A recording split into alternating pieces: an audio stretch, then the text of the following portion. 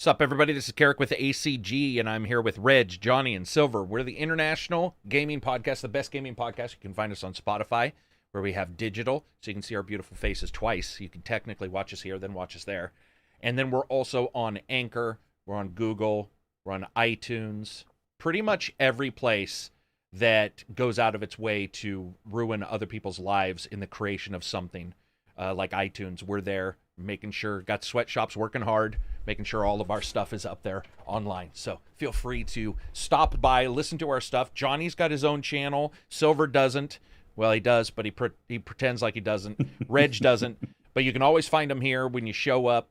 Watch us every Friday, 10:30 a.m. Pacific Standard Time. Today, we're going to cover a bunch of stuff about the Video Game Awards. We're going to show some trailers while they're running when we do end up talking about them. You guys will see a video of mine that's coming up in probably while we're doing this podcast that is just all the trailers combined into one video for you guys to watch. If you want to do so as well, you can watch it on the side while we're talking. But again, we'll have some of that here. And we are going to be covering some of the news bits, some stuff about some technical things that are going on with different consoles. I'm going to probably give my update on streaming for 2 weeks only for gaming and how that's working for me. I think that's about it. So while I send out Twitter and tweets, I'm going to leave it up to Reg, then Silver, then Johnny talking about what games you've been playing, and then I'll read the super chats. Go ahead, Reg. So I did play Resident Evil Village, which I finished like a week or so ago, but we missed that podcast, at least as a group. And after that, I'm now in the middle of the Halo Infinite campaign. Give more data. What are you thinking of? What are you thinking of? I got to type this. What do you think of Halo? Okay. Halo, I love the viewing distance. It's one of the first things I noticed. Like if you pick out your sniper and you zoom in, you can see the little enemies like in the distance. You can actually shoot at them. You can hit them. There doesn't really seem to be a bullet drop, but that works for me as well. That's fine. It still looks very crisp. I did notice, like you also mentioned, that once you go out into the open world, that the performance drops a bit. But I didn't have to change any settings. It's still in an acceptable, stable frame rate for me. But it's definitely noticeably worse than it was in the opening scene indoor. To give people an idea, makes sense. Indoor versus outdoor, there's a lot of different stuff to render. Right, and to give people an idea, Reg, that's one of the things I was trying to point out is that when somebody says it drops, it doesn't mean it goes below 60 for somebody who's got a powerful system. So what you're saying is you were playable and you dropped some, but you were still completely playable on your frame rate. I mean, I noticed it was not as smooth, but it still is fine as the settings were. Gotcha. And what are you playing with, Reg, PC-wise? PC. It's a 2080 Ti still. Okay, so still 1440p. 1440p resolution. Okay, great. Go ahead. Continue. Sorry. And the other one, the previous one, Resident Evil Village, I did actually pick up on the Black Friday sale because, well, I mean, everyone or a lot of people seem to like it. Yeah. So I gave it a try as well, and I overall enjoyed it. It was not nearly as scary as I had feared it would be. And as I remember Resident Evil 7 being, at least in VR, because that left me, yeah, that definitely set an impression that 8 without VR did not reach. So it was entirely playable for me and was a good ride. I found the pacing a little bit odd. Like the first region you visit seems to be pretty lengthy. And then some of the other regions you go to are over in like what feels like 15 minutes. And then you're already on to the next one. I would agree with that. I think 7, I don't know if we blew it up in our minds or whatever, but it just feels like Village isn't even really a scary game compared to 7. Which, I mean, yeah, it's fine for me. Which is fine. It means I can actually finish it. Yeah, and it's just a different style of game, too. There's different stuff going on, so it makes sense. And then my biggest annoyance with the game was that I often had situations where I simply did not know what to do or where to go to, while the enemies kept rushing me. Like they stress you out with enemy waves that keep going on forever. Like you can't actually kill all of them. and they say you have to go to some red hut, but without knowing ahead of time where it is, you have to really try on and error till you survive long enough to find the path. So that was my biggest annoyance with the game. Gotcha. What about you, Silver? I've been playing a lot, actually, over the past couple of weeks. I got through Dark Souls Remastered, Dark Souls 3.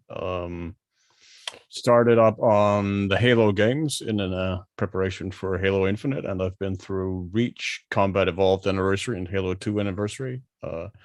Now moving on to ODST. And I've been playing F1 2021, which is...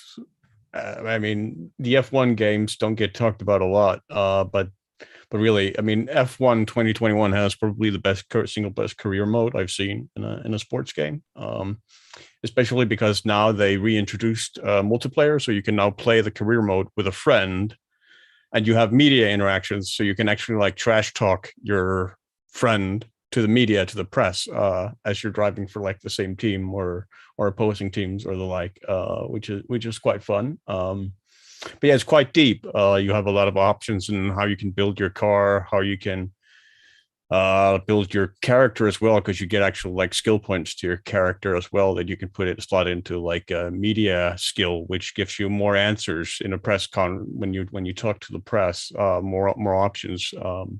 Or like less wear for the car throughout the season, or other stuff that you can slot into for your driver. So there are a lot of options there. The racing is as good. It feels as good as ever. It's more punishing this time around than it was in 2020. Like if you hit a curb in 2021, you can likely sustain quite a bit of damage if you're not careful. So it makes some of the races more challenging. Like Monaco, I think, to me, racing that track is still, like in an F1 game, is still like one of the most daunting things you can do in a video game. Like, especially if you go long, like if you go 30 laps or over, because that's going to require like 40 minutes of just uninterrupted concentration, because if you slip in one corner, you're out of the race. Mm-hmm.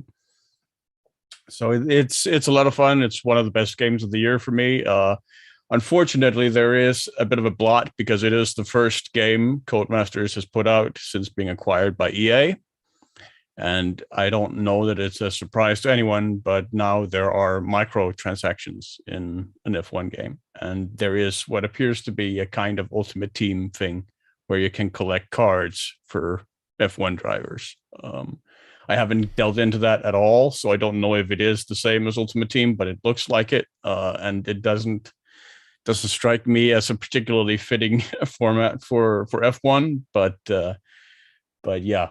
So what, like you go live kind of thing, and you're out there grabbing, so it's connected to the internet, you're grabbing cards, and yeah, you get like card packs for opening them, and then you get like F1 drivers instead of like football players or whatever for a racing team. I'm really surprised they weren't there already, to be honest. Like, yeah, I mean, that's been one of the great things about the F1 series. It's been sort of self-contained and then inside of its own thing, as it were. But now they've brought in microtransactions, and yeah, it's mostly like cosmetics and stuff. But there's also the Ultimate Team thing now, it looks like. Okay, gotcha. What about you, Johnny? Okay, so I've been playing the Surge 1 on stream. Woohoo! A game I didn't play back in the day. I loved Surge 2. I think I've talked about it, I'm a good number of times here. And going back to that, it feels great. I can already notice like places where they evolved a lot in the second one, like the locations being fairly samey and all of them like factory based, So it gets a bit repetitive, I would say.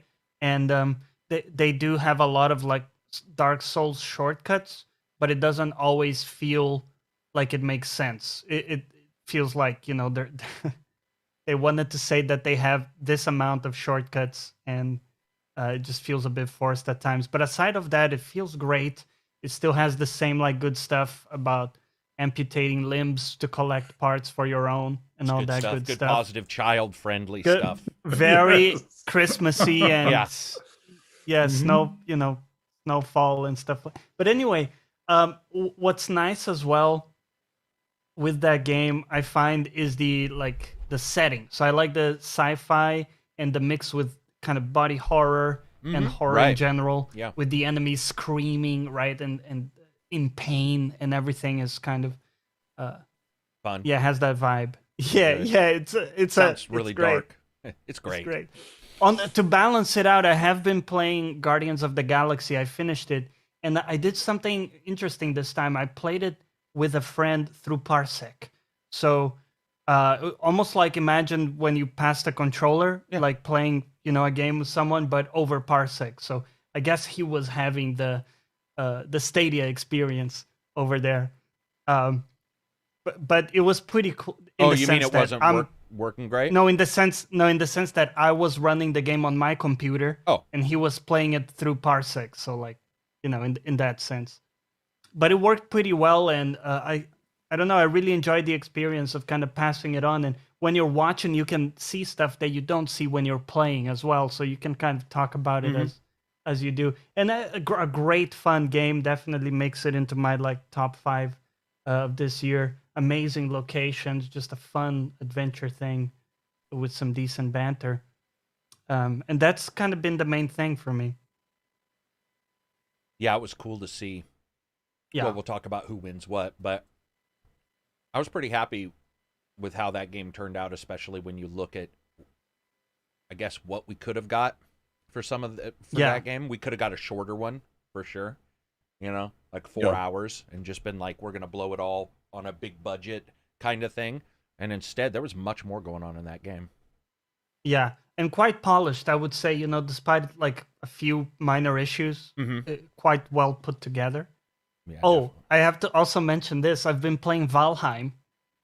I've gone back to Valheim to play with some friends, building some huts, some forts, and that sort of thing. Have they been lasting? Sorry? Have they been lasting? Or have Yes. been torn down by other people? Yeah. No. Well, it's not like a PvP server. Okay. So you get attacked by mobs and stuff, but our base is fairly well protected, so we do okay. It's one of those things. I think 100% the game has been overblown in like how amazing it was, based on the reception it got. I think it was like a flavor of the month kind of thing. Yeah.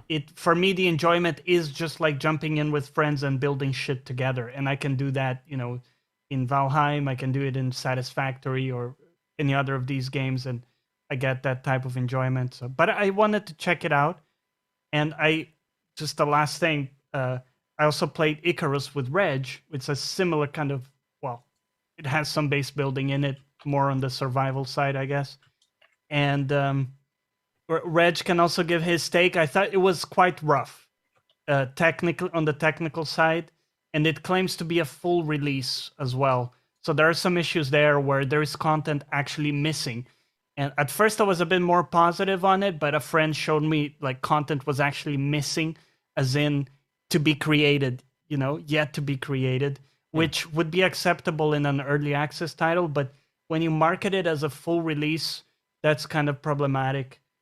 And that coupled with the technical issues, it kind of brings it quite a bit down for me. It has some really cool ideas in it, but ultimately it falls a bit short because of those issues for me. Reg, do you feel the same way about that one? Because that one was high on my list to check out, actually.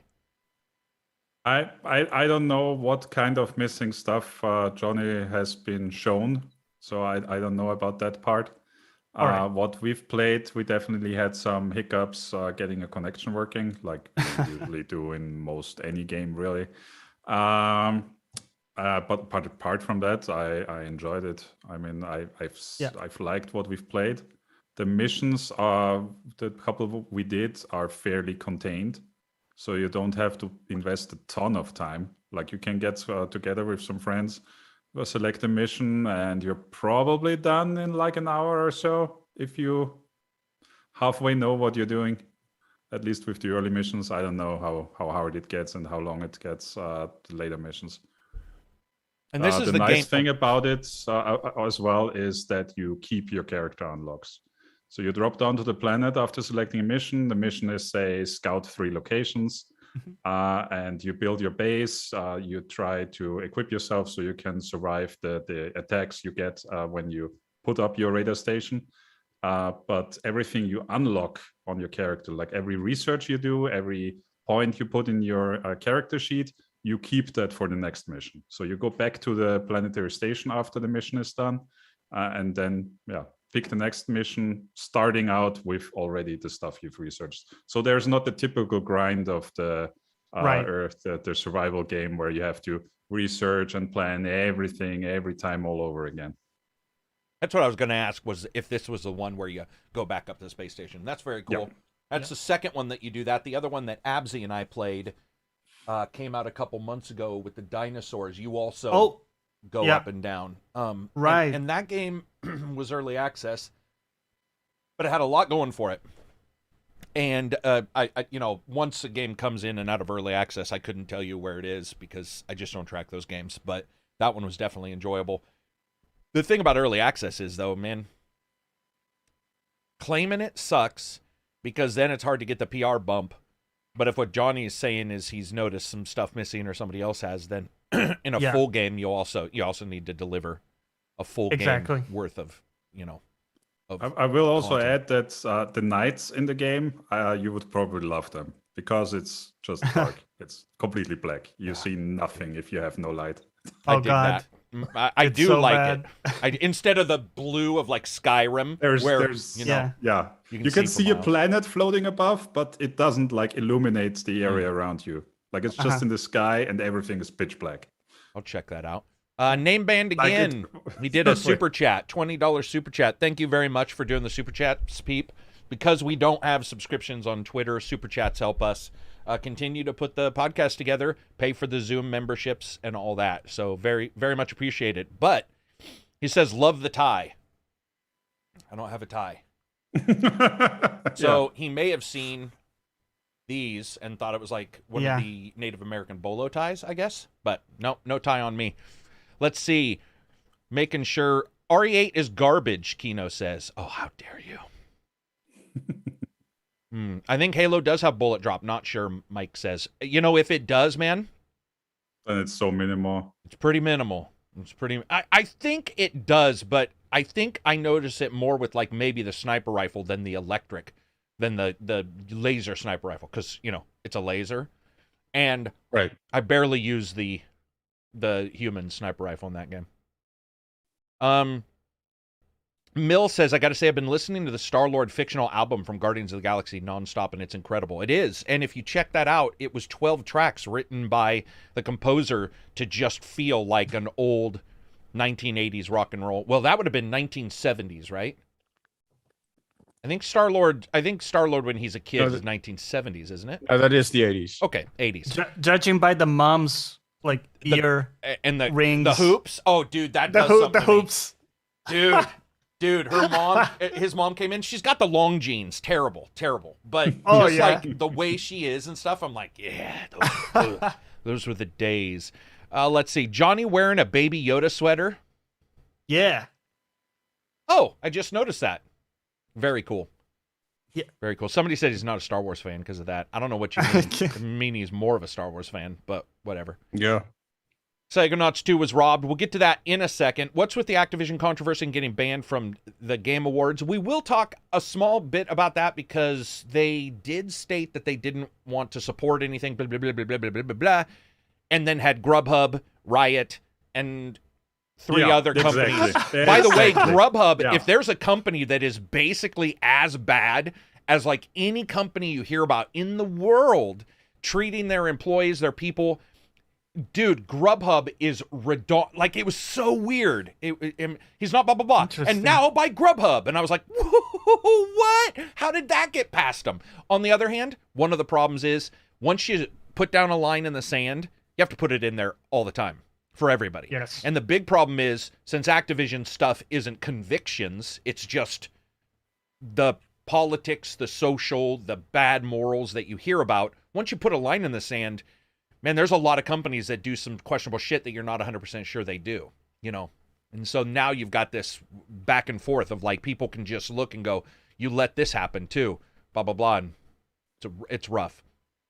Karak must be happy that Alan Wake 2 got announced. I was already aware. I am happy. I do like where they're going with it, but we'll talk about it in a bit. Let's see. Quantic Dream. Quadratic? Is it Quantic? Quantic. I've always called it Quadratic Dream. I just enter like letters into something when I feel. What was that one that Indio used to get so mad at me for? I don't know. Remnant. And he's like, oh, dude, Remnant. The one I most vividly remember is No Way Out. Oh yeah. Why? What? It was actually a way out. They actually Is it a way found out? a way out. It is. Yeah. They found a way dude, out. I've never called it a way out. Even in the review, I'm absolutely sure I called it No Way Out. A way out? Oh, yeah, because they find a way out. Yeah. Dude, boom, boom, right there with the clues. All right, quadratical dreams, exactly. Let's just reminiscent, as somebody said. Let's just add shit. But anyway, I do want to say thank you to everybody who showed up. Thanks to these guys for not feeling pissy. They got a Friday off. But I did do a solo one because dealing with all the shit on the back burner and stuff with family, it's difficult sometimes to put all the electronics up, make sure everything's working fine, get everything situated, and then try to run a podcast and like bounce back and forth. And my brain wasn't in it. And it was a very nuanced podcast. Nuances in shitty, but people got me to talk about some random stuff, which was fun. But don't go back and listen to it.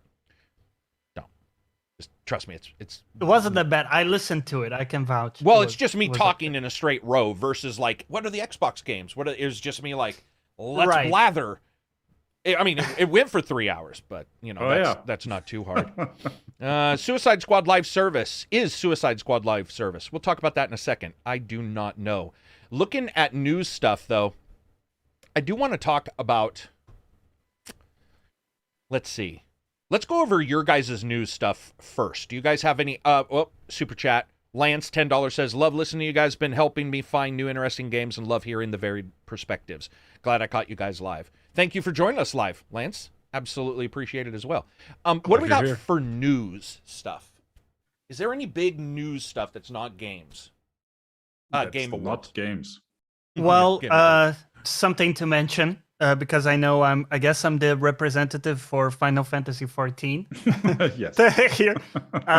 So just to mention that, you know, it's a thing, right? The expansion, and it's blown up Endwalker. It's blown up the player base in the sense that everybody's activated. You know, what's the term, like a sleeping cell, where everybody's like hibernating. Wow. Yeah, and then it's like call to action. Trigger. Yeah, okay. Some negative association. So like a terrorist cell that works for ACG on YouTube that suddenly goes out to perform terrorist activities. All watch lists might as well just get YouTube to ban us completely. Anyway. But it's really it's like a call to arms, and you're saying everybody's answering. Basically everybody's activated, and you try to log in, and it's like for every world there are different like servers and worlds and shit, and for every world you go into, you can have like 7,000 people in the queue, and you have to wait. I mean, just for hours, right? Wow. So I tried the other day. I was like at work. But I'm thinking, because I work from home, I'm going to boot up early the computer before I'm done so I can start queuing. I boot up, no joke, at 1 p.m. my time. I entered the queue. There were 4,000 people, so not even the worst number that I've seen. And hours after, so this was like 6 p.m. after I had finished work and was doing stuff around the house, there were still 2,000 people in the queue for me to get in. So it's unplayable unless you go at an earlier time in the day where, you know, there are less people and stuff like that, or maybe it depends on the world, but it's been just impossible. So I will say overall the reception has been quite positive, by the way. People who have already finished it somehow, they they compare it in quality to the latest one or the prior one, Shadowbringers, and that it connects nicely and all that stuff. I don't And blame some them nice for changes. not upping their. I do want servers to be where they are, but a company like that, it's already going. You sort of have your idea of where things have gone. My assumption is they're hoping that this 6,000 or 7,000 dies down pretty quick, but at some point, one of these companies that handles this kind of shit is going to figure it out with AI or something. They will. Yeah. And those guys will be the multi-billionaires very quickly. Even if so let's say it's Amazon and they figure out, okay, we have a new way to roll out servers, and it can tell using all these, we'll make it up, quamputations. It's like, so it's like quantum calculations. It figures it out, and it's like this many people are going to sign in. That company, people don't realize, people say, oh, folks will wait. Some companies don't, or some people don't wait at all. Right. They just don't. And we're busy. You get a game, you try to log in a couple times. Well, I got a Humble Bundle game. I'll go play that for a while. And then do you ever get back to the old game? Maybe not. So those are just more sales. $60 worth of sales, by the way, for some games. Yeah. So it's not like a small amount. One of these companies is going to figure it out. They're going to figure it out, and they're going, or there will be a infrastructure where they can ramp up a server like GeForce Now ramps up. GeForce Now still has a queue, but its queue is not only the queue itself; it's also ramping up new machines and getting them up and running. Yeah, I think with them they run physical servers, right? So they actually have, Square Enix, for Final Fantasy. So they have like a physical room where they have their computers. Their own computers. Well, then what about renting out? Right. What about saying we have our own, but for expansions, we also have that's software ones going to Amazon? Exactly. So that's where I think in this day and age, you need to have cloud in that equation. You gotta complement. You gotta make sure your code works well, scales well with like throwing more cores at it. And there's a lot in there, but I think they get away with it because at this point people expect the login queues on release, and it's almost like because they expect it, they don't keep people accountable for it. You know what I mean? Yeah, that's why I was saying that the company that fixes this will not only not need to get away with it, they'll make money from it. We'll set a new standard too, right? Probably, maybe. More super chats real quick. Lance says, love listening to you guys. Been helping me find new interesting games and love hearing. Oh, I already read that one. Hey, dude, you gave us a $10 super chat, so you know what? I'll read it twice. Raging Raven, another $10 super chat. Wanted to drop in real quick and mention the ACG podcast is my #1 listen podcast on Spotify. Oh, I did see that come up with a bunch of people. 58 episodes for a total of 6,633 minutes of listening. That's 6,000 minutes more than my parents have ever listened to me. Holy fuck. Yeah. Yes. Looking forward to next year's show. Thank you very much. 6,633 minutes. That's love. Am I doing my math right? Is that 100 hours? Oh. Because if that was 6,000 minutes divided by... Yeah. Yeah. I think it's 100. I think that's more than 100 hours, man. Yeah. You 110. Rock. 110. Hey, there we go. That's Karak coming off. Hey, yo, I don't want to brag, but my math is a little back at the napkin. Terrible. Yeah. That's awesome, man. I'm glad you can get that kind of enjoyment. That's a lot of hours. Pete, $5 super chat. Have 5. That's $125 for each of you. Don't spend it at once. Technically, it's more like 65 cents for each of us because YouTube takes its cut. But you rock. Thank you very much for those. Sony acquired a new company. We'll check on that. I was not aware of that. So Hell's last one, super chat. Hello from Italy, from an Iranian guy. You're that famous. Just saying. Loving every minute of your work. Thank you, man. That's awesome to see somebody from a completely different place. Oh, wait. $10 super chat from our own Purple Santa. Please share with Silver so he can buy a candle and some matches. I was laughing at that. I knew you were. Because what I said, I was like, was it that funny? But I was like, I have a feeling something popped up right now. That's awesome. The candle and matches charity fund for Silver. Yeah. By the way, one quick thing before we move on, just from Endwalker, a friend mentioned they introduced this new gameplay thing where NPCs follow you around in town, and you can talk to them. They like react to certain things, I thought that was a nice touch, a nice addition to make it feel a bit more like they're with you, you know, doing stuff with you versus But I mean, only showing up for the cutscenes. guys that you've like, give me an example. Not your character guys. Are you just saying a storekeeper shuts his store down so he can follow you around? No. So imagine, right? I That Trust me. yeah. So not like that, Okay. Karak. Okay. Pull it back, right? Go back. Okay, we're going back to reality. Go ahead. Yeah. So anyway, so imagine in this big mission you're doing, you have 2 or 3 sidekicks that are helping you out with different things, right? They're like maybe they're fighting alongside you in certain places, or they are like a translator or, you know, a guide to an area, something like that. They would then in some cases travel alongside you and move around the town with you and react to stuff, apparently. All right. Yeah. Okay, when you said that NPCs are following you around, the very first thing that popped into my mind was they are running after you, always begging for money to give you that real city feeling. Wow. That'd be awesome. Trying to watch the window on your car. Then when you don't give them any for a minute, they spit on you. There you go. There you go. That's a pretty negative way of thinking about things, but Yeah. admittedly, Cheers. oh yeah. Good job.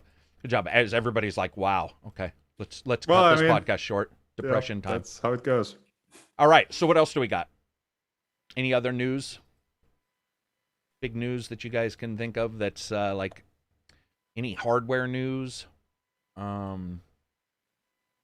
Anything amazing? So, I don't think we talked about the Steam Deck. It got a date, didn't it? Reg, did you it? probably know this better. Wasn't it February? It had got moved to February for a while. Does it have a concrete date now? If so, Okay. then I don't know. All right. So I thought I read that was confirmed for February, at least for now. But I'm not sure if we mentioned that. So does that mean target. that just means that the first shipments will go out? Yes. Right. Yeah.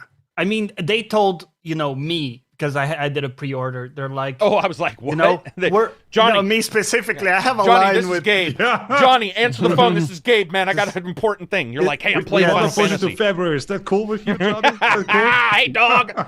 Anyway, go ahead, Johnny.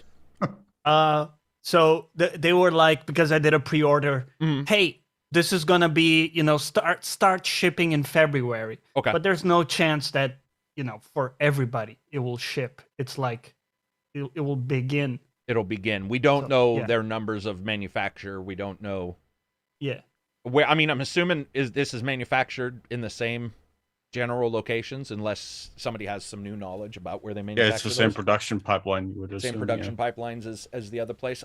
Speaking of how bad the production pipeline is, dude, we have a car that leaks, and I needed a tail light repaired. I wasn't going to do it myself. This is actually a pretty professional job because it has to get into the car. So we find these people, and they're like, dude, they're not here. And by the way, this is a Hyundai. If there's any item that should be available, it's them. They're like, dude, Yes. we can't find any. We're gonna have to order them from, and it's like, I don't know, Italy or something. So they get ready to order it, and they're like, all right, it's gonna be like a week. And I was all, well, that's not too bad.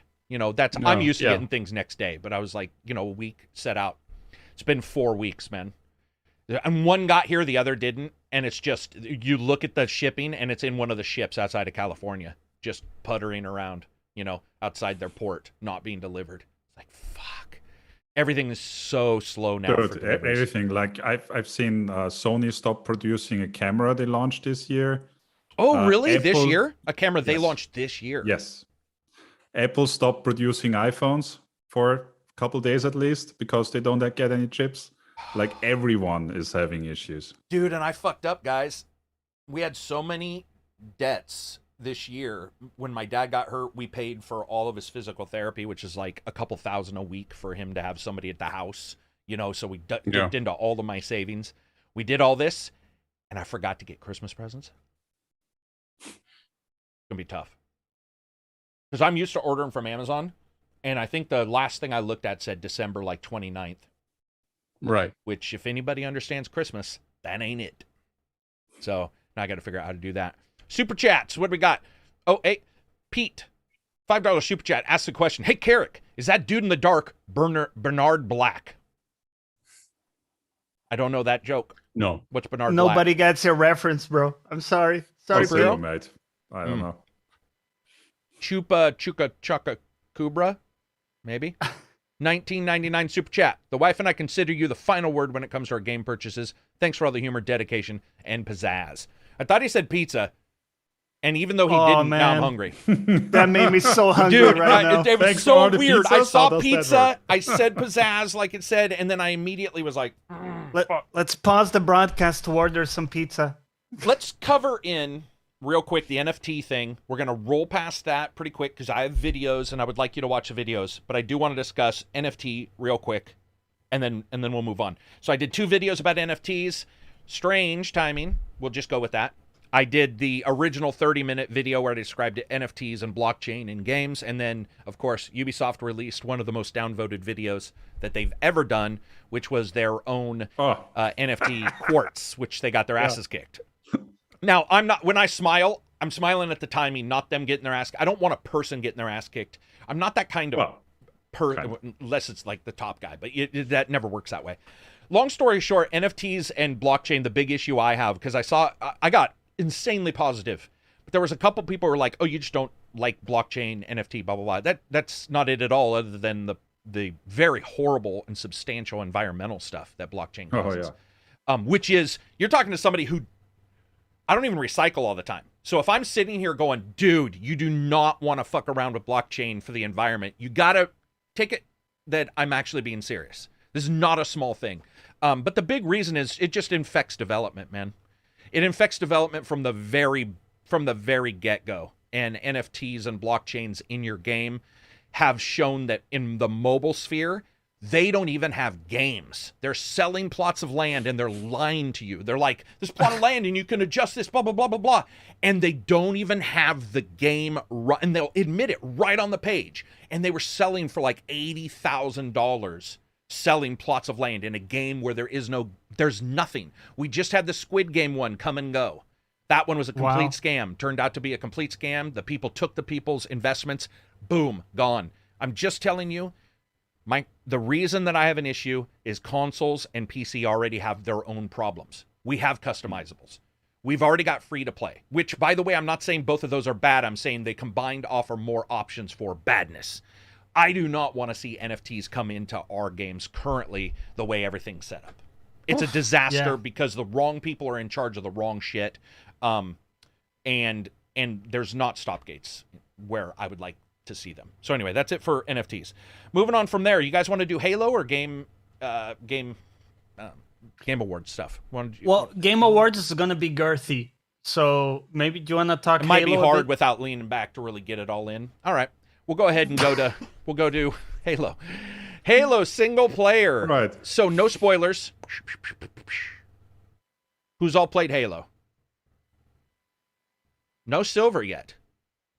Oh, I'm still on ODST at the moment. Damn, no shit. Oh, So right. Johnny, no. Not yet. No. Reg, talk. If you don't want, just fill up some All right. space. Well, like how did you feel without spoilers? How about this? Without spoilers, do you feel that you know what's going on in the story? Well, I deeply remember what happened with your AI companion previously, but not really. Yeah. Did you also notice, Reg, it feels so much like number one at the starting. It's just like some tunnels. I felt I didn't enjoy it. I know other people are like, it's a call back to the original. I was like, once you get outside, it's a different game. It's like, I enjoyed it. Maybe that's what they were hoping for. Like you get the relief of going outside. Yeah. And the impression of, look at how beautiful everything is, how far you can look. And instead, I was just like, please end so I can get outside. Okay, I did not have those issues. Oh, you with didn't? the Okay, opening. great. All right. No. Cool. What's your favorite weapon so far, Reg? What's I your forgot go-to? the name. It's like a 9mm. No, it's bigger caliber. But the handgun? Like Oh, the Magnum. yeah, it's a handgun. Oh, the Magnum. Yeah. Okay, gotcha. Wow. That's pretty good. Yeah. Yeah, Because you can hit pretty far with it, and it packs a punch.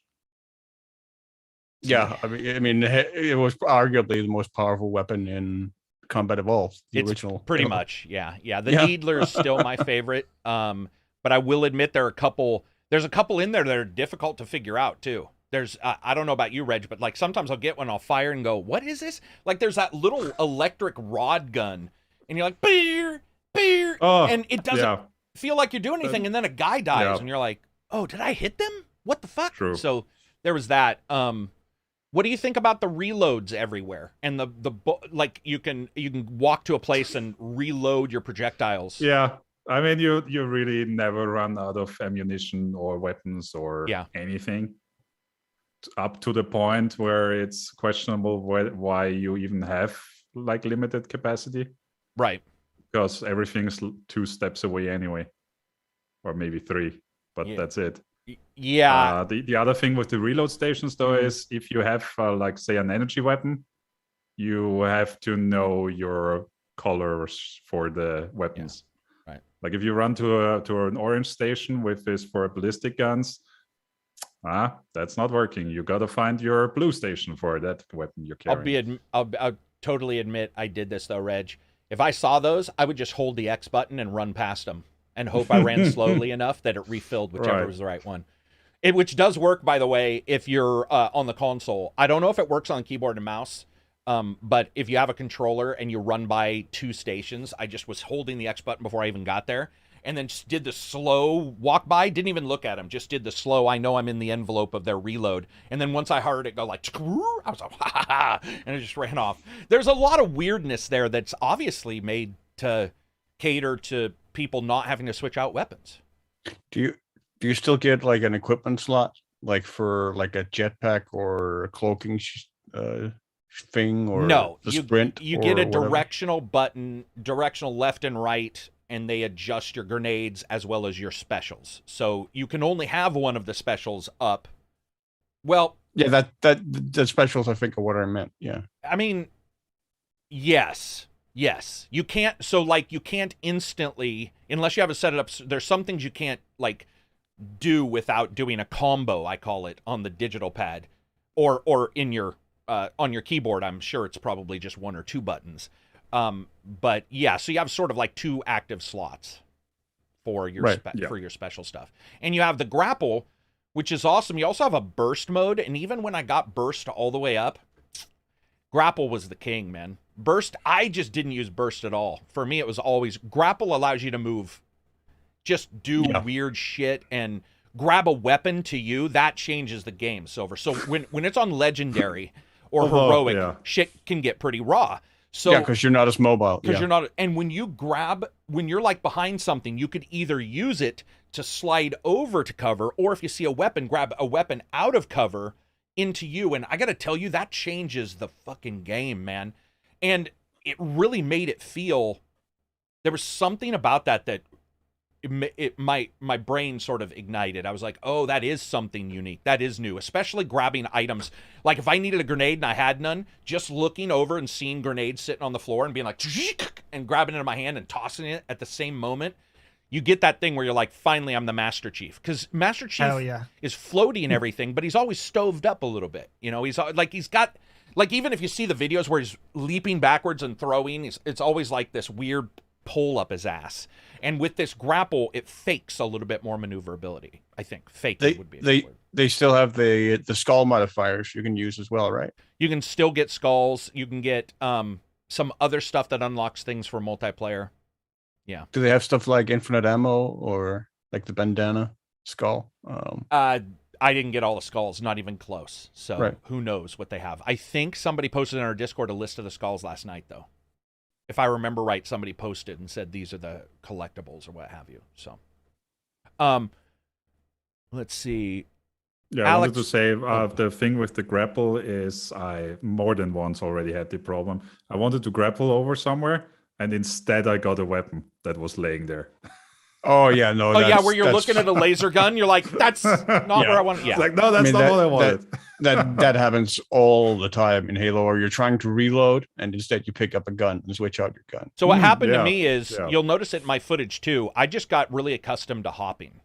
Because with hopping, the chance of you hitting, so just because of the way a plane is and the distance of a plane, the chance now when I'm up in the air is much higher to grab the ground than it is to grab the weapon. So if I wanted a weapon, I would run. If I wanted to go somewhere, you'll see me in the footage all the time. If I'm going somewhere, I would be like, pop, and you almost never hit a gun that way. Just because you've extended the amount of available ground to grapple onto. Because yeah, I had that. But do you know what I had? The ability to go around corners super fast with that grapple is hilarious. So like if there's a bad guy here and something here, you can run, leap, aim the grapple here, and then go like, and it just feels so awesome because you're able to get around them at such a higher speed than if you were just like and ran around them. It's definitely cool. Can't believe Battlefield 2042 removed the leaderboard just to protect weak-minded bad players. I don't know what that means. I think it's because Battlefield did away with like the scoring screen for the multiplayer. Wow. Isn't the majority of multiplayer about? Yeah, you might think so. I'm glad I don't make games, man. Thanks for the super chat, Peep. I'll read it in just a second. We're just talking about games a year here, some other stuff. Okay, no, just popped one. Jingle All the Way, Invasion USA, Ernest Saves Christmas. Which Xbox movie would you guys want a game of? Xmas movie. Which Christmas movie? Ernest Saves Christmas. Probably the Grinch. I remember playing a Grinch game as a kid. Jim Carrey's Grinch? Yeah. Yeah, they made a game out of that. Would be cool too. I mean, Die Hard's a Christmas. It's got a game, though. Doesn't Die Hard have a game? Gremlins. Gremlins would be cool, because the first Gremlins was based there. Yeah, that would definitely be cool. Oh, dude, what if you played a game where you were Santa, but you needed to set up like a distribution network so that everybody gets the gifts? So like Factorium, but like Sanatorium. Factorium Right. for Christmas. Sanatorium! That'd be awesome. Metallica singing in the background, and you're just hammering away. You're making the fucking elves work really hard. You're like, you better do it! Nightmare Before Christmas, somebody said. Oh, yeah. Yeah, Oh, that's that a would good be one, too. Yeah, that would be nice. Artistically would be an interesting one. So, Yeah. So anyway, with Halo, what do you think score-wise, Reg? This game scored around 86 to 90. We'll just say like high, middle to excellent. What are you thinking of what are your thoughts of it so far? I mean, yeah, exactly. So far, I haven't finished it yet. Somewhere in the mid 80s. Mid 80s? Yeah, 80, around that. Yeah, I gotta say, Like guys, I like the looks of it. I think the gunplay is fun, but overall, it's definitely not knocking my socks off in any way. just a good, solid game. It's a solid game. I will say that I don't care about if a game... I don't care too much about the PR of a game up until the game releases, because you never know what you're going to get, You just sort of get what you get. But I will say with this one, it had so many issues in its making, including my own. I've been very negative towards Halo. Halo, they done it dirty so many times. Campaign's pretty fucking good, man. Yeah, it's except the starting and the ending. So like the starting 45 minutes, you're like, ugh. The ending 45 minutes, you're like, But that middle section, which is the longest section, is it's fantastic open world shooter gameplay with like Halo AI. I mean, it's like the best part of it. Oh, no, the best Leo part just are the said, man, I forgot how one-liners." negative these guys are about so much. We were said like praising 15 the positive things. Puff, puff, pass. Well, that Dominic goes to Webb show. says- Yeah. What are you going to say? No, I was just saying that goes to show that, people sometimes pick the one negative thing that's said as opposed to all the positive. Oh, right. Like looking at the one negative on a podcast Right. video you made. Dominic, have you heard about the Halo endless patent thing? Yes, I did. we're not going to discuss that because that does go into trailers. I did talk about it in the Discord a little bit, but I think we're going to step away from any words or names in this podcast because people are just getting into the game, and I think it's probably safer that we don't do that. But I did see the patent thing. Using Death, $20 super chat. You rock. I just joined the podcast, so my apologies if you already covered it. How do you feel about the Warhammer Space Marine 2 trailer? Personally, I'm quite hyped. Well, we can jump to that unless anybody wants to talk about.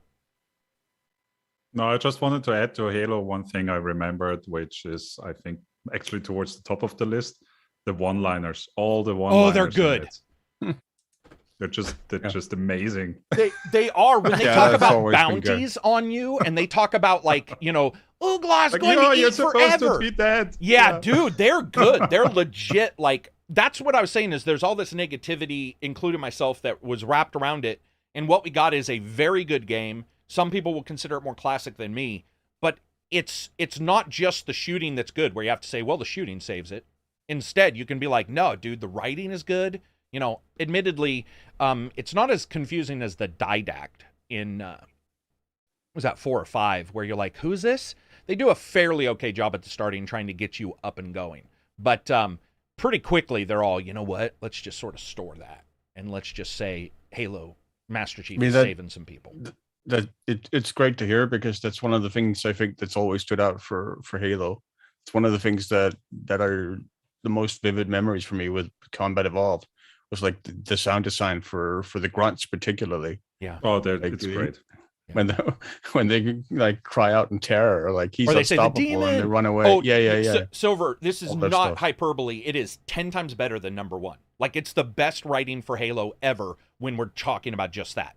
They are hilarious. Wow. They're hilarious. They're evil. They're mean. They're weird. They're eclectic. There's moments that are pretty rare if you kill people in a certain way. That is a top tier moment is when you start realizing what's being said around you.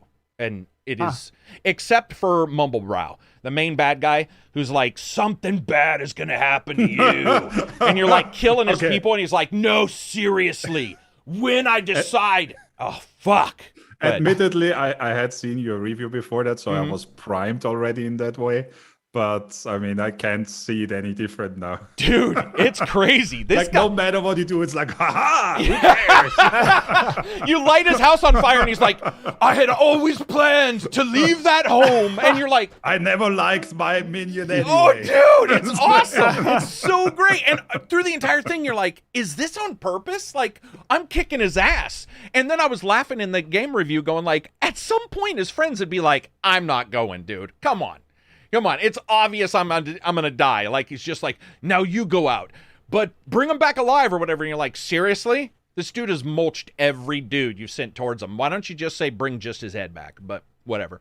Strevin, $5 super chat. Love you guys and love your joy of gaming. Thank you very much. I appreciate it. I'm sure all these guys do as well. Cheers, man. Let's see. Very much.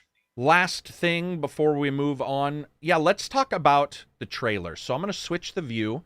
And in this view, people watching, you should not have to hear. You should be able to see the trailers just up there in the top left corner. Hopefully that's all working out. Yeah, it looks like it is. I'll make us a little bit bigger. So what I did was I made a video trailers on the channel. You can see all the trailers put together. And we're just going to go through, I think, the ones that, like, lit our fire. And we can certainly say Space Marine did, and I think even Silver was saying he was completely blown away, right? That there was a game being made? Yeah. I mean, that came out of left field for me. I did not expect a sequel to... I mean, because mostly I think because I relate that game to Relic, because Relic were the ones who made the first one. Right. And Relic is currently busy. Not that it should be consigned to Relic, but I had tied those two so closely together that the idea of like it going to another studio seemed out there. But the fact that the license is still alive, the trailer looked really good with the gameplay we saw at the end. It looked like Space Marine, just with higher fidelity graphics. It was recognizably Space Marine. So I found that very encouraging. I loved the first game. Not a perfect game, but very fun action game that really sort of nailed the 40K aesthetic, I think. yeah, it'll be interesting to see the continued adventures of Captain Titus. I'm looking forward to it. Yeah. Very excited. I think I told people no a couple months ago even. I was like, I don't see how a second one would come out. We would have heard about it by now. Yeah. But it's I mean, the big question for me is whether what they're gonna do with the multiplayer. If they're gonna do a similar thing to the original Space Marine, if they're gonna include like a last stand type horde mode like the original Space Marine did. That's my hope, but we'll see. Yeah, we'll have to see. I'm more interested in, even if it is co-op, just the story and all that, because I think Space Marine has had multiple types of games, and it's got Darktide coming out, which is going to be your 4-person Vermintide ripoff. Not ripoff, because it's the same company. You get my drift, though. It's gonna, and the idea of having Space Marine... Space Marine showed that you could do third-person melee or melee, depending on where you're from, as well as ranged, and have it work pretty well together. It's one of the first games to do that really well that wasn't one of the premier AAA game companies. It was like, this is a third-party game that does it well. So I mean the jump pack in the original Space Marine was so satisfying to use when you jumped up in the air and then slammed down into the ground with the chain sword or the thunder hammer. Yeah, and just the back and forth, the fucking clashes you'd have, the way they handled the weight of the Space Marines. Because Space Marines are like nothing else. I mean, you felt it. You felt the impact. Yeah. And, not only of like the ground slam when you were aerial, but even every step you took as a Space Marine. And they even had the sound right, because like when you ever read the books, you know, people are talking about like the sound of a single Space Marine on a steel bridge, and it just, you know, it sounds like everything's coming apart, shit's rattling, and that's the way this seemed to sort of nail it. It did seem, just from the graphics, very early. Yeah, very early. So from that cutscene, but also exciting that we're getting to fight the Tyranids, which is, I mean, that's perfect for a horde mode, I would say. Let me just get my nerd out just for a second. I love Tyranids, but they wouldn't have backed up if they saw Space Marine. I know that sounds really weird, but like the moment that Space Marine was there, the Tyranids, especially I can't remember the name of the 4-armed one with the swords. There's a very particular name. Those guys are devastating, and they're a hive mind. So the idea that they'd be like, oh my God, a Space Marine, was a little bit, I know that sounds so dumb, but to see it in a cutscene, see him back up, I was like, understand. Yeah. Why'd they back up, man? They would have been on him. Even if he would have killed him, that's not their thought process. Yeah, no. You know, there isn't hesitation. But anyway, long story short, it doesn't matter. Tyranids are amazing. Gene Stealers are amazing. Warhammer 40,000 is so ready for Space Marine 2. It's ready. Like, that could be a premier game. A premier game. I'm really excited for that. Let's see. Oh, these guys are talking about each other. Somebody, I guess, is bitching. Did you guys see the Space Marine stuff, Johnny, Reg? Are you into Space Marines? Yes. Is that I did enjoy the previous game quite a bit. Oh, did you? Okay, gotcha. Yeah. Gotcha. Do you remember? I was pretty happy that they actually showed some in-game stuff as well. Okay. Yeah. Because when it started off, I was pretty much said, all right, we're not a cinematic trailer. And then it suddenly switched over, which, I mean, definitely made it also more, left a bigger impression because of that. Yeah. Completely and also agree. allowed us to see that it was something that wasn't Darktide and wasn't like Battle Sector, wasn't the other kinds of games we get. Right. You know, because I don't know if you guys were there, but in our Discord, people were like, is this Battle Sector 2? And I'm like, oh, please let it just be Space Marine, man. Let it be Space Marine. Let's not do that. You know, it's like a lot of people, if you spend your money on a prostitute, you don't want to do like a random gamble, right? I'm just saying, you want to make sure you know what you're getting. And at this point with Warhammer, it feels like everything's been so random, some good, some bad, but it's just nice to finally get a game. How many times do you say, man, they'll never make this game, and they finally make it, you know? And that's how I feel with this one. What about you, Johnny? What about you, Christmas Santa sweater man? Yeah. Well, I'm a big Vermintide 1 and 2 fan. So for me, the idea of a game in that style, but in the 40K setting, seems super cool. But I haven't played the Space Marine game, like the original. So it's not really in that style, though. It's more like a traditional sort of corridor progressing Yeah, I'm trying to think of what's game. right, Johnny. It's more of a You don't really fight endless hordes that come at you. Okay, Not unless you play the actual horde mode. Yeah, it's more along the lines of a Tomb Raider or like a Gears of War or a Gears of War. Yeah, more. Yeah. Except Okay. this time there's no cover at all. Yeah, there's no and cover. You're no always cover, third person, and Okay. Yeah, that's, that sounds it's a pretty hard cool. one to- it is, dude. Space Marine is. It's something that you just don't see a lot of those kind of games because they are difficult to do because you have collision detection that can look funky and all this stuff. So to see them try it, yeah, it's. I think you're gonna be excited. Did Karak compare Warhammer to getting a prostitute? Yes, I did, Kino. You are the cover, Vinu says. True. That is pretty much it. You are the cover. So yeah, man, Warhammer looks awesome. What else did we get? We got Hellblade 2. More visuals on Hellblade 2. Sasuna's Sacrifice, right? That looked awesome. Yes. Senua, I think. Senua. Yeah. What did I say? Sasuna. Yeah. Yes. Right. You know me. I mean, it starts with an S, so I mean. Yeah, it looked great. They didn't show like actual gameplay, They right? did. They did. It cuts to gameplay. You may just not have noticed it. Maybe I didn't notice it. Yeah. Yeah, the whole thing with the giant was that. Like, yeah, there were a at couple some times point where they cut and you actually saw a pop in on her face and stuff. Oh. Yeah. Okay. Yeah. So Yeah, there- that looked pretty good. yeah, I mean, It was almost more of a short film than it was a trailer, really. and not only that, but it's like how much of this as we sort of get out of the original game's slower, more methodical, tight FOV to a game that they can do graphically whatever they want. Where is it going to go now? Is it going to go to more of an action game? Because that's what they were showing. Right. I personally believe that subconsciously, minimum, if not consciously, they want it to be their God of War. Like they do. Huh. And whether that it still hinges more on the psychological, darker, less, like even the bad guy, the Grendel thing, that's dark as hell. There's no color in this entire trailer. It just feels like that's sort of what they want. And Yeah, it's that's bleak. fine. It's bleak, yeah. Very cold, like the cool setting on your TV has been turned up.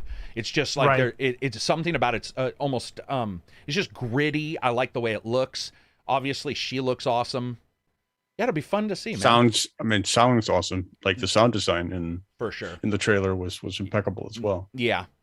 And again, we'll have to see how that goes with psychology because one of the things I liked about the original Hellblade is you didn't battle that much. You did battle, but you didn't battle that much. And that sort of helps you still be the victim of what's going on around you because physically... Yeah, it builds tension in between the moments when you do battle. Yeah, so if she's a badass this time, how's that going to change things? Like that will... Right. It will be very interesting to see, fighting back, I guess. Where in the first one, it felt like she was exploring and having to fight. This felt like fighting back, which I think that completely changes. It's like Empire The Strikes dynamic, Back, Return of the Jedi. Like the change of the two, those two feel very different, even though they're Star Wars. Yeah, man, it looked awesome. Ooh, that's Ninja Theory, right? Yes, Ninja Fury. I really like the name actually, Senua's Saga. Just short to the point. If I could ever say it right, I would agree completely. It's Senua, right? So the first one was Senua's Sacrifice. This is Senua's Saga. Yeah. Ooh, yeah. Smart move. Yeah, that's not bad. I mean, it's better than Forsworn or Forswaken or Swaddled or whatever the fuck it was. The Wild Bewitchering or whatever the hell you could call it. Yeah. Or Shadow of the Senua. Yeah, Shadow of the Gears of War of grittiness. But dude, it's Shadow of Dreams or something. These guys have done well, and this is going to be something where they have the full power of whatever system they want. They're going to be able to make it. Yeah. And, I'm happy for them. I don't know about you guys. I think we all beat that game. No, very Didn't happy for them. Yeah. Yep. So that's a game that we all beat, which I'm not saying is rare, but it does show that it's like rare. I mean, it also helps that it's not that long. Sure. But I mean, we all beat it. I mean, but it is a fairly rare case where we all played it and we have a very similar opinion of it. Yeah. Like, we all like it. Yeah. And I think we're all excited for what they can do. I mean, dude, these new systems, they may have their caveats, but after playing like Halo on the PC and then Halo on the Xbox Series X, I'm like, because you can get a higher res, but there's always trade-offs, even with a super powerful card like I have. And sometimes you're like, man, I sort of wish I was saying this in the Discord. I was like, I sort of wish somebody could click a button in the PC version and go Xbox specs. Run it like that. Because there's magic times sauce. when there's times when you're playing the Xbox version where because of their settings, it just works out a little bit better than whatever high setting you have because of maybe a dump in FPS or whatever. And you're like, dude, the consoles they're pulling their weight. I'll just say that. Like, and happily pulling their weight for the cost. I think it's a really good spot for gamers to be in. Julian Watkins, $5 super chat, late to the party. Hope I didn't miss any discussion on the Matrix Awakens demo promo thing. Curious to hear everybody's take.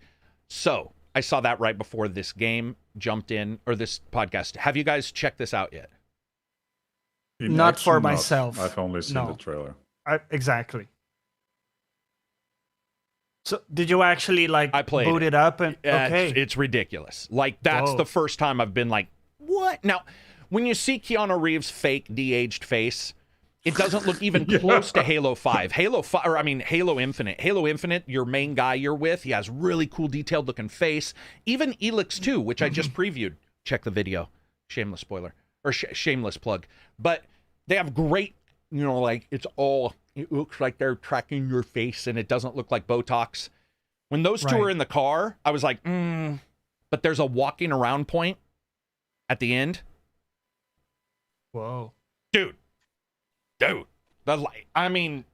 It's top tier, top 3 to 4 games I've ever seen. Like, yeah. Now, what's going on is there's physics. Obviously, there's not game systems going on, but still, that was a good example of what they were trying to show. It looked uncanny to me in the sense that it was like almost too good. It was a small step above what we usually see, kind of. And that's a good point, Johnny. They even stated they didn't feel that the last demo had done justice to what they were trying to do, and I would agree. The last demo was too gamified. It was like there was too much moving, and it was like, look at us, splashy dude can run, or chick, I can't remember, can bounce off rocks, blah, blah, blah. This one, when you start walking around, it is you. It's just a person and in a game world, and you're like, oh, damn. It's almost like sometimes sleight of hand makes you not believe it, right? It's too fast. Yes. You're like, something's wrong. This is like, we're going to slow it down to where you can't say it's not real. Yeah, it's pretty amazing on everything too. I mean, like you can go and download it for free. It's on every. Well, I mean, it's not on the Switch. We're not idiots, but it's on it. It's on current hardware. Yeah. Let's see. Word is Coalition made the Matrix demo. Coalition made the What? I wasn't aware of that. Javier, $5 super chat, 449 lira super chat, or whatever it is. As an Unreal Engine 5 user, seeing the Matrix use it in the tech demo made my pickle tickle. Pickle tickle. Meta humans, Lumen and Nanite are a game changer. So you know what? Good for you, man. Pickle tickling. Yeah, good for you. I'm glad. What are you making? Caviar. Break some amazing game spoiler news right here. Are you doing Bully 2? Admit it. Admit you're doing Bully 2 from Rockstar so I can break it during our podcast. I'll give you I got $1. Oh, so I did my NFT video and then Ubisoft did their thing and I got a lot of DMs that were like, I would like to know your source. I'm like, uh-oh.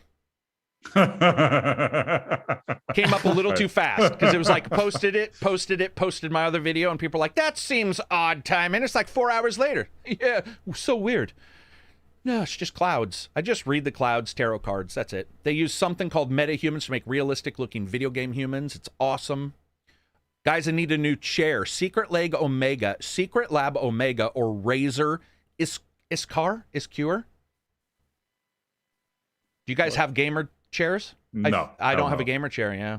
No. I have one, but I'm not familiar with the market. I wouldn't go for one ever. Yeah. I have heard from people I would trust that Secret Lab is pretty good quality, but yeah, I'm not into the gaming chairs anymore. Yeah, I used to be, man, but I got this one that I got, the Echo chair. It's got all the adjustments I need. I think the problem with chairs are you can make the fucking pad as comfortable as you want, but if there aren't adjustments, someone who buys it, their back is going to be not correct. Yeah. Like that's because we're humans. We're made exactly. Like look at The Sims. Everybody's shaped all fucked up, right? People are fucked up. So what you need to do is you get the Echo chair it's not necessarily the softest or the pattiest or the best or whatever, but what it does is has fucking adjustments for years, man. And so you can be like, the only chair I haven't seen that I want this. Do you guys sit? Looks like Reg does this. Reg sits fairly straight on. I do not. I have a tendency to do this or sit bladed to something. I wish there was a chair, and this is not a lie, that could swivel the back. Does that make sense? I think there is. Oh. Well, I mean, okay, I wish there was a chair I could afford. I'm sure Right, there is. okay. Yeah. But do you see what I'm saying? So that when I do sit like this, I can Right. lean back and it's not pistoning, me a certain way. Like that would be the only thing. I bet you're right, but I bet you they're expensive, man. They can't be cheap. And they're probably cheaply made if they are cheap, That's twisting. Flip over backwards. AliExpress, $5 chair. Oh, AliExpress. Just check there, man. Airplane 747's being sold AliExpress for $49. Let's buy one and see if it works.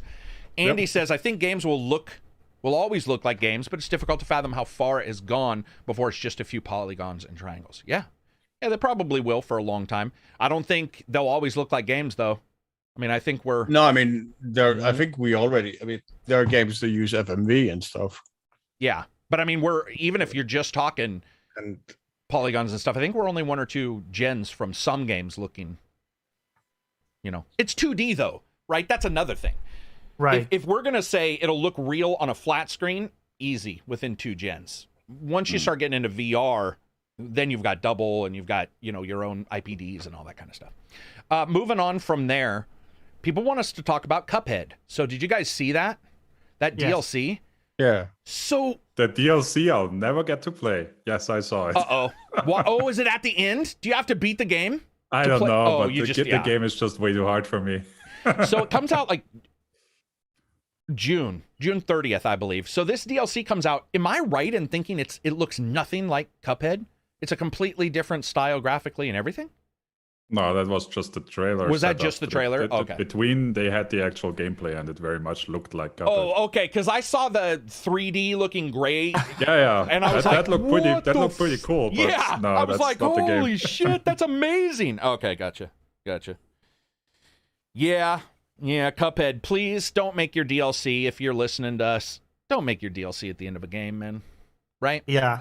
Right? Yeah, It's please. just don't do it. It's just figure a way around it, because there's a lot of people who they may love your game, but maybe they love the first couple hours just javing around in your world and they want to see the next couple hours in your DLC.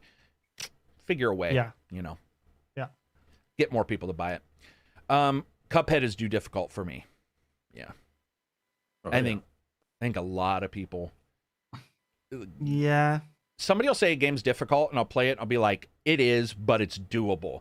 Cuphead was like, Right. this is difficult. Thankfully, it's doable. Because, like, there were times in Cuphead where I was like, oh my God! But I got through it, and I could definitely see that not being fun. Cuphead's fun cycle, I don't know if you guys feel the same, but there's something about a Dark Souls or most roguelikes that they have some reason where the recycling works. Cuphead was more old school, where it was like, you ain't getting shit. You're just dead. Yeah. What were you going to say, Silver? You were going to say something. Yeah.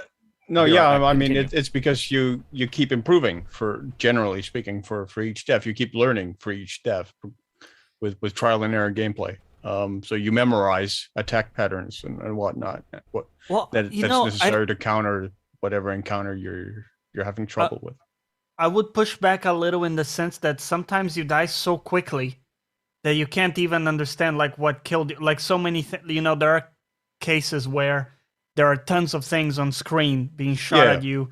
You're also, you missed a platform or some. So like it's not just a one thing like the skeleton in Dark Souls hitting you because you fucked up your roll.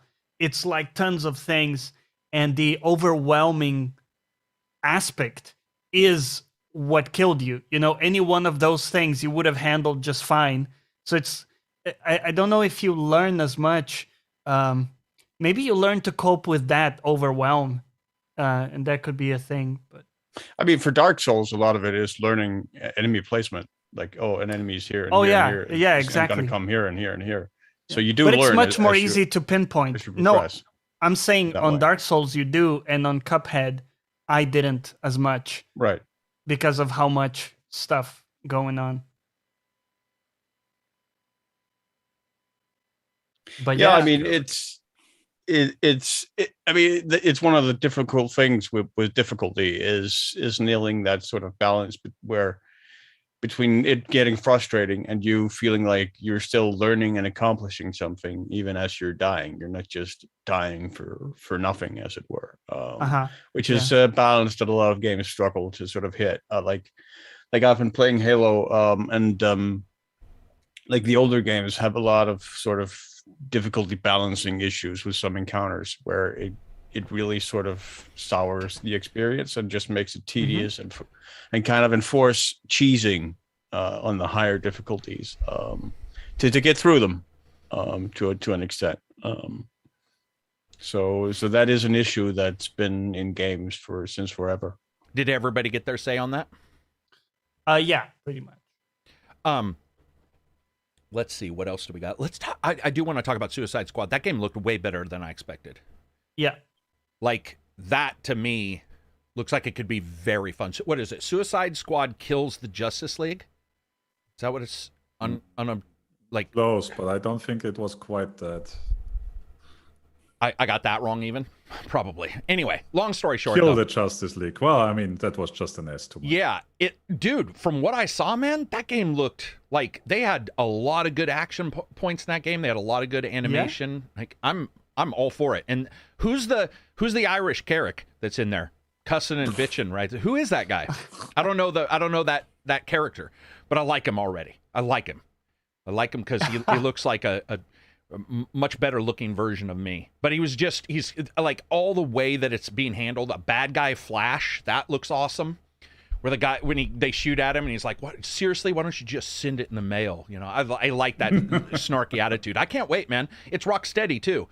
Rocksteady is one of my. I mean, they're a good dev. To me, they're one of the better devs. So, like, Captain Boomerang, that's his fucking name.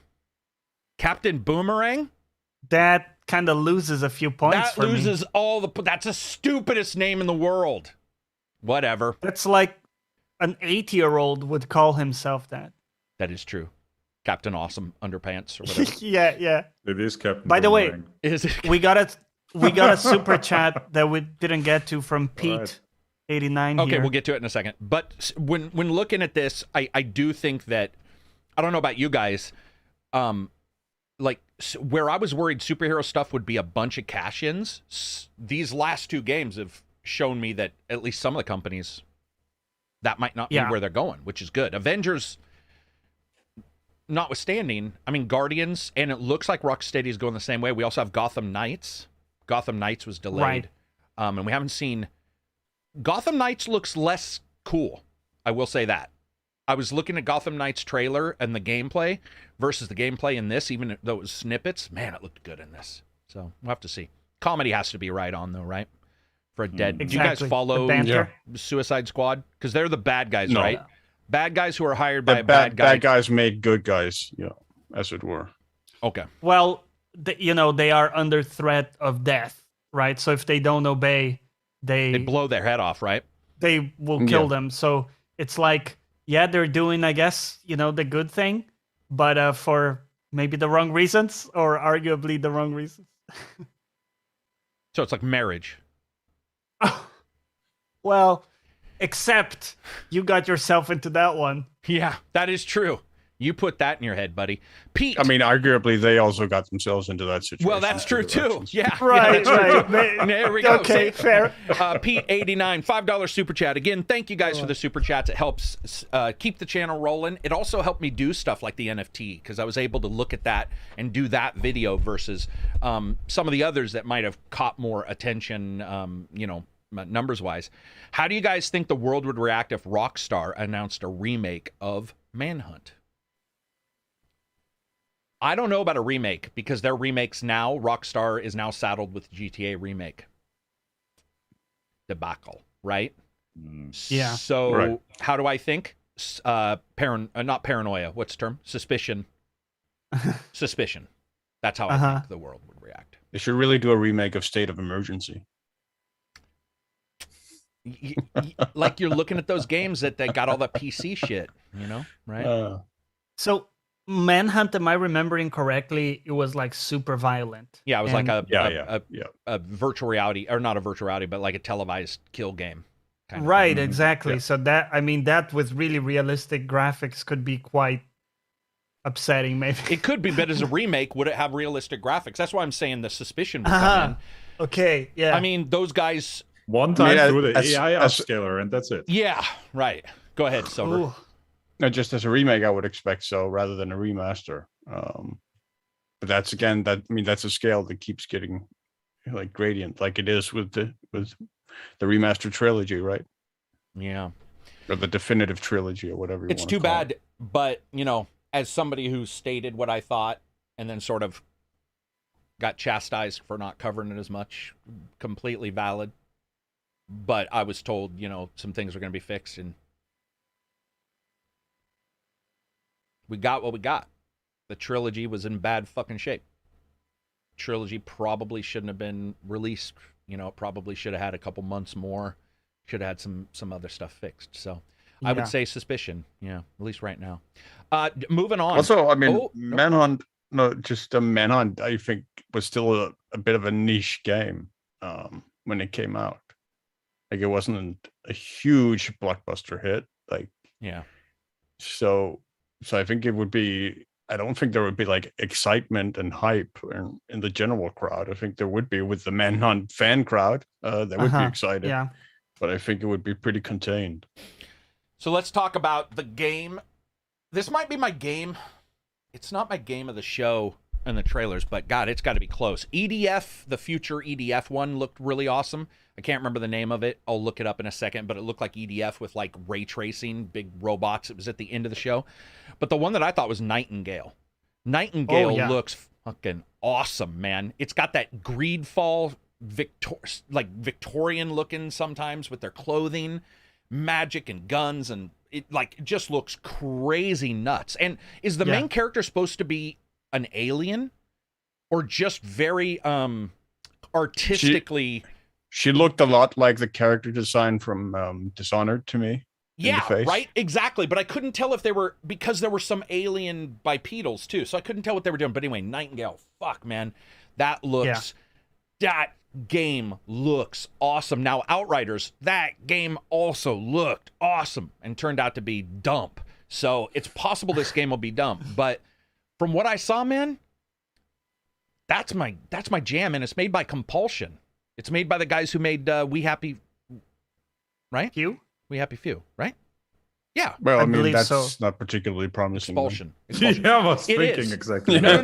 See, the reason why I think it is because I actually think that the game that they were trying to make is nowhere near, when they were making We Happy Few, was nowhere near what they were good at, and that this is the kind of game that they were good at. Because the parts I liked on We Happy Few were more of the, actual moving around the world combat parts than it was the weird psychological you have glee. Oh, That's just me. Right. That's just me. I see. I don't mean it was awesome, by the way. I'm saying it showed that there was it's almost like if you were doing a painting and suddenly one painting had a lot of color, one part of it had a lot of color, and you'd be like, is that special to that person? That's how I felt We Happy Few felt. There were parts of it where I was like, it's almost like this is the part they really, they really sort of wanted to do. I could be wrong. That's just how I felt. I actually thought Outriders looked bad, but when I played it, I didn't mind it. Okay. Yeah, Anyway. it had some good stuff, but certainly it looked better in the trailer. But Nightingales looks awesome. That, to Yes. me, that game had me sitting there. Give Go me ahead. a minute. Did he say give him a minute? Oh, yeah. Yeah. He's Yeah, going I to think- transform into a Nightingale right now. Fucking come back with a cat. Just turn on the lights and suddenly. That was a Crazed Assassin multiplayer. says Nightingale's ex-BioWare. That's cool. What were you going to say? Oh, that was a multiplayer game, right? So you play in a squad kind of thing. Yeah. And at the end, she says something like, we've been trapped in these veils or whatever. Oh. And we can't get out or whatever. It just, to me, Inflection Games. Thanks. Appreciate it. Not Compulsion. You're absolutely right. Inflection. Oh. Okay. You back? Yeah. Silver? All right, let's talk about Star Wars. Star Wars Eclipse. Woo. So, good and bad. it's a Star Wars game made in the new, what's it called? The New Republic. The High Republic High era. Republic time frame. Graphically, you know, it's just a cutscene, but it does show you like the designs that they're going for, which I loved all of that. It is unfortunately made by what's their company? Silver? Quantic Dream. Quantic Dream. Now I liked the Android Detroit Become Human. Yeah, Detroit Become Human. It was excellent. Yeah, and I liked I call it Obsidian, but it's not. It's the other one, Fahrenheit, whatever. Even though most people didn't like that one. Oof, the one that evolves towards the end. In the right? Matrix. Those are pretty rough. Yeah, Matrix battle. that's putting it mildly. Yeah. I liked Omicron, which is years ago. Dreamcast was Omicron. Oh. But I do like that they gave it to them because they are definitely more heady in this, like what they could explain story-wise in Star Wars. Definitely more than Jedi Fallen Order.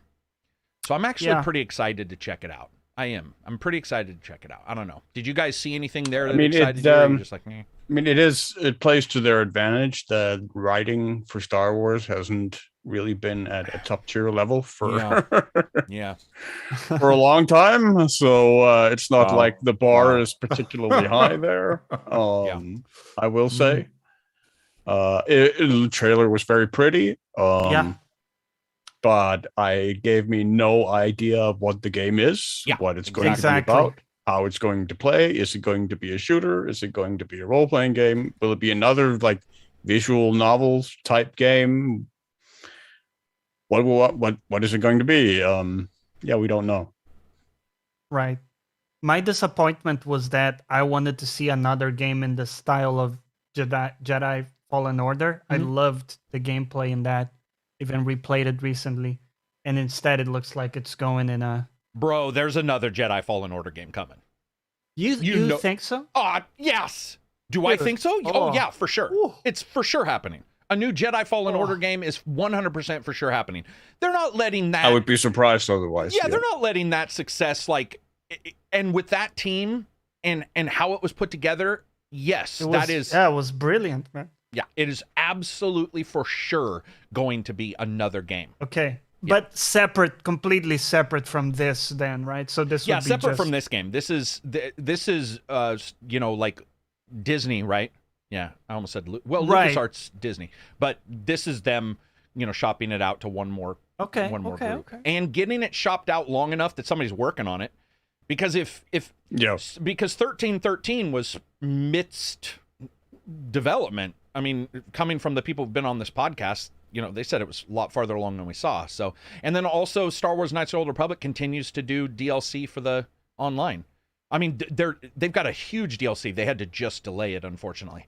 They have a huge DLC coming that changes a bunch of stuff. So Star Wars has got past the shittiness of Abrams and their attempt to submerge it like a baby in floodwaters.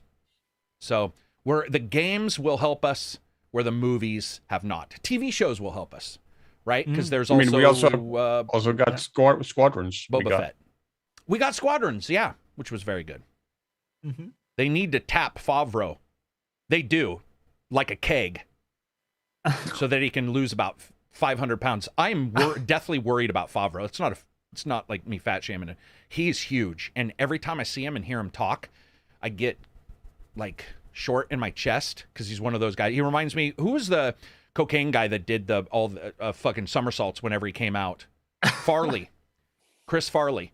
Every time Chris Farley showed up, you could actually hear the heart attack slowly happening. Like he was, Belushi, those kind of people that like push it too far. Favreau at least doesn't do that. I don't think he's a drug user, but I just want him to live. Do a Kevin Smith. Pull a Kevin Smith. Lose like 300 pounds. Didn't Kevin Smith lose like 300 pounds? Or 200 pounds? Whoa. Kevin Smith lost a ton. Yeah, he lost a ton. I know John Goodman did. And John Goodman, yeah. John Goodman looks weird, though, thin, doesn't he? Because he's still got the big guy, body. So you're like, dude, what's happening with you? And he was gigantic in the 90s. And he's got the, like, you can't lose fat on your larynx or something because he still throws like 75 fucking feet tall. I love him, by the way. Spectacular. I adore that man. Yeah, dude, he's awesome. You can see the blood vessels in his face under stress. Yeah, that is true.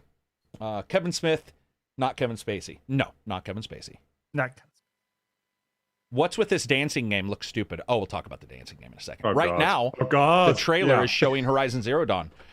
Horizon Zero Dawn, another Ooh. one. The trailer looks good, man. Sony's got something great there. When's Horizon Zero Dawn coming? Is that Feb? That got delayed like all the I'm others not to the sure. exact same fucking month? I don't think Might it have actually been, got I delayed. don't I think know. it got announced for 2022, right? Or Oh, did get it? delayed? Dominic keeps asking this, or maybe he doesn't, but somebody else asked. What do you think of the Star Trek Telltale game? I have no clue what he's talking about. I didn't see any Star Trek Telltale game. Did you I guys? heard I Star saw Trek. I heard they made they're making Expanse? a game. Yeah, The Expanse. Yeah, The based on a Expanse. No, television show. they did show it, but you know what's funny? I assumed it was mobile. Who are we because it talking? You looked did like- see what? The Expanse? The or is Star there- Trek. What you were Okay, asking about. So there's two. There's an Expanse game and there's a Star Trek game? There's a There is Star a Star Trek Trek. Resurgence. Yeah.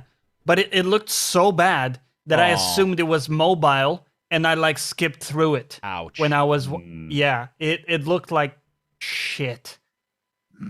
Sadly. Guys, let's just take a moment of pause to realize Johnny is the one who just said that.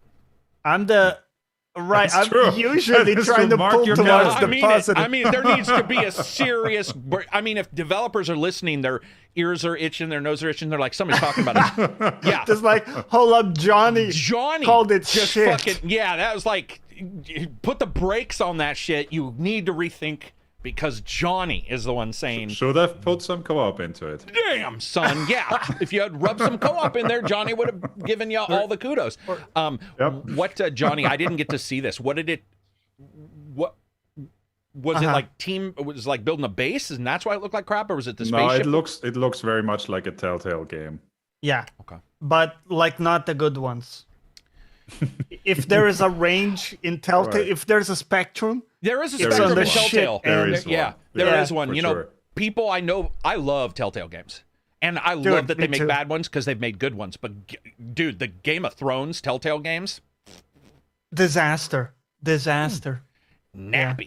nappy. Dominic says I only asked once. Yeah, Dominic, that's what I was saying. It was either you asking multiple times or multiple people asked. So there was more than enough people who were asking. So I decided to pick it out of the chat. It's all good. Star Trek looks single A, maybe B minus. Single. QQ, as I said in the review, sort of like questionable quality. Speaking of that, man, we'll talk about that later. Star Trek had weird lighting, all the shadows were off, and the models were weak. Okay, well, you know, it's early, right? It's early. Right, yeah, they can fix it up. They can Yep, fix they can fix it up. It's Star Trek, man. It's like, Yeah. why I mean- did you buy the IP if you're not going to make it? Well, Also, we're talking about Telltale Resurrected, right? what's that So mean? is it You like mean the same because it's the group? different whatever? You mean because like their second coming of Telltale? Is Yeah. that what you mean? I was Because making they sure went Telltale under. Resurrected wasn't like a tagline I had missed somewhere. Right. Right, so they went under. Are they officially back? Well, the name No, is. well, the Star Trek thing is at least from former Telltale games veterans. Yeah. Oh, That's Right. Oh, not okay. under the Telltale name. Hey, right. you know what? I didn't even catch the Expanse one. So they're doing Expanse and I didn't Star- either. That came up prior to the event, from what I Okay. understand. I had to rewatch it all last night. It came up prior to the event.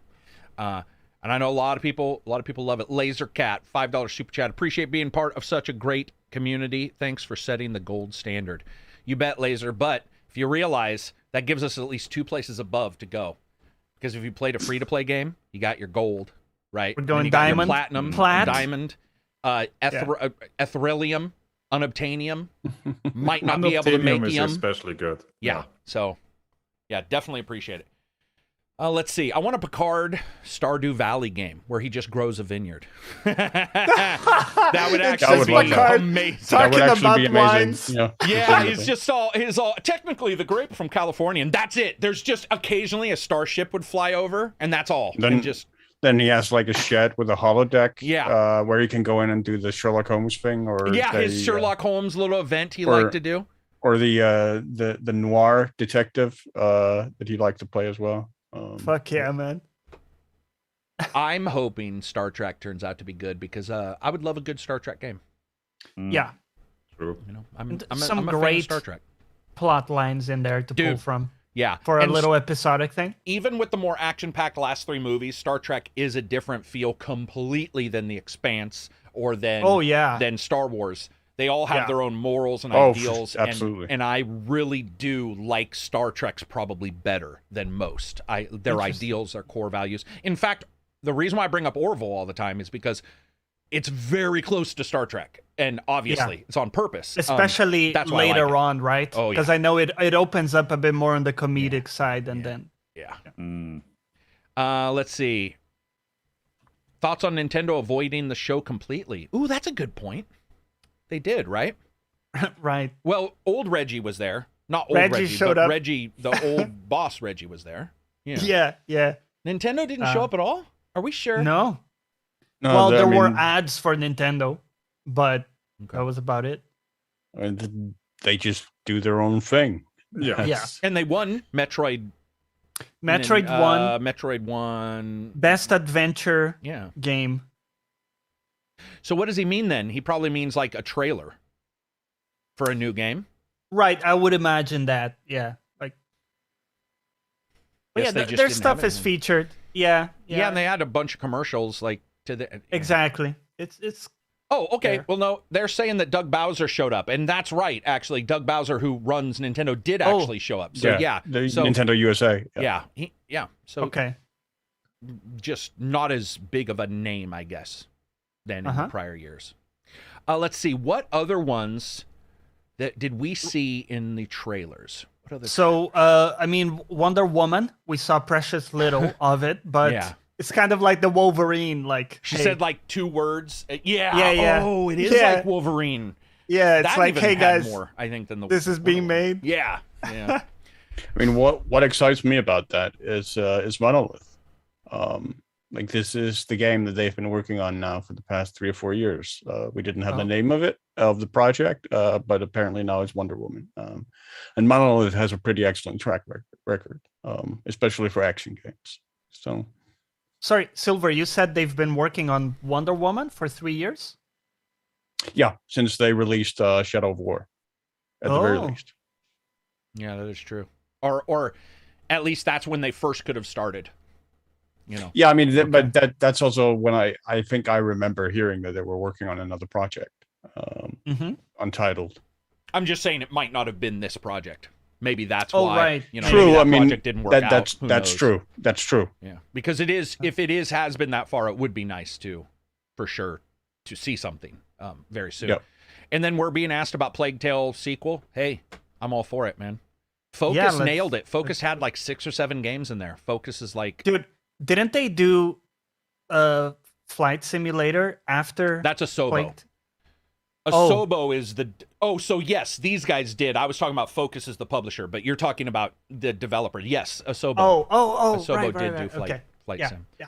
But yeah, man, dude, Plague Tale. I don't know how you're gonna do it. It looked nuts. It looks like she's going insane, maybe, or something. She has some one-liners about like voices or something like that. But and then he's got some weird little baby moments where he like shows up in the shadows as a small child. Maybe it's Chucky. Maybe the I kid mean, turns after Chucky. the events of the first game, Yeah, fuck it, I would be right. going crazy too, man. I mean, it just doesn't matter to me. I'll play it because the first one is a little bit like Hellblade, where it came out of the blue. Yes. It was a good, tight game that didn't overstay, but also Well didn't put feel together, truncated. Good well put pacing. together. Yeah. And had a interesting. I mean, like it was interesting. There was enough weirdness. You're like, is this supposed to be real or fantasy? I don't Yeah. understand because it's like that.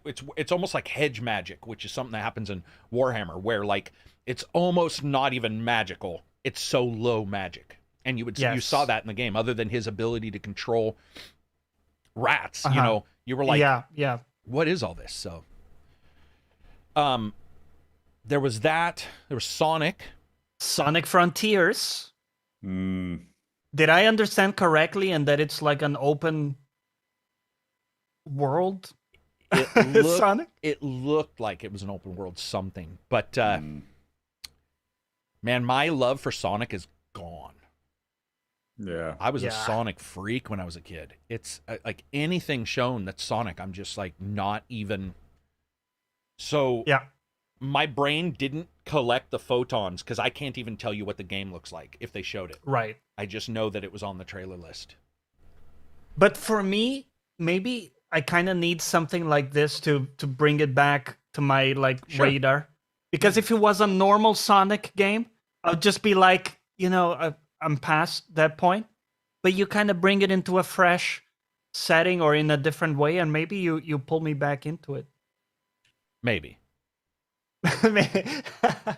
But I mean, I just think that these games, I don't know about you guys, but you have Sonic, even Ratchet and Clank, which didn't win anything, I don't think. Or if it did, it won a side award. I just don't know if these platformer run by characters are any big deal anymore, unless it's Mario.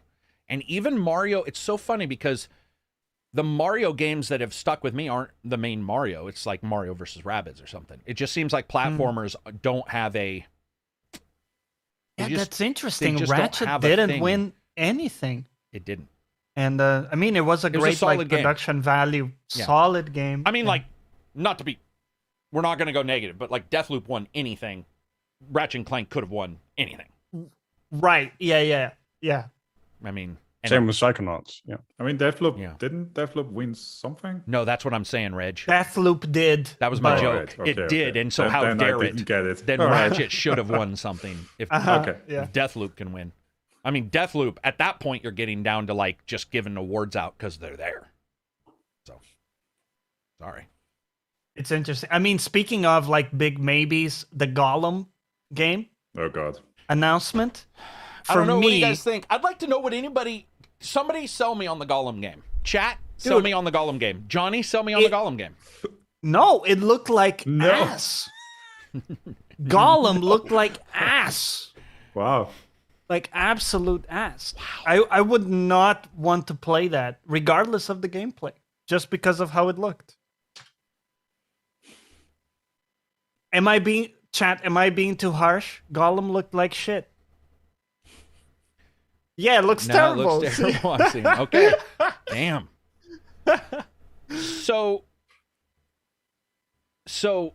what is that going to be? You're going to be Gollum prior to giving up the ring? Or no, it can't be that. Okay, the one thing they did say is the untold tale or something, or a story. But wouldn't it just be him eating fucking tuna from sewer water? Because what was he doing?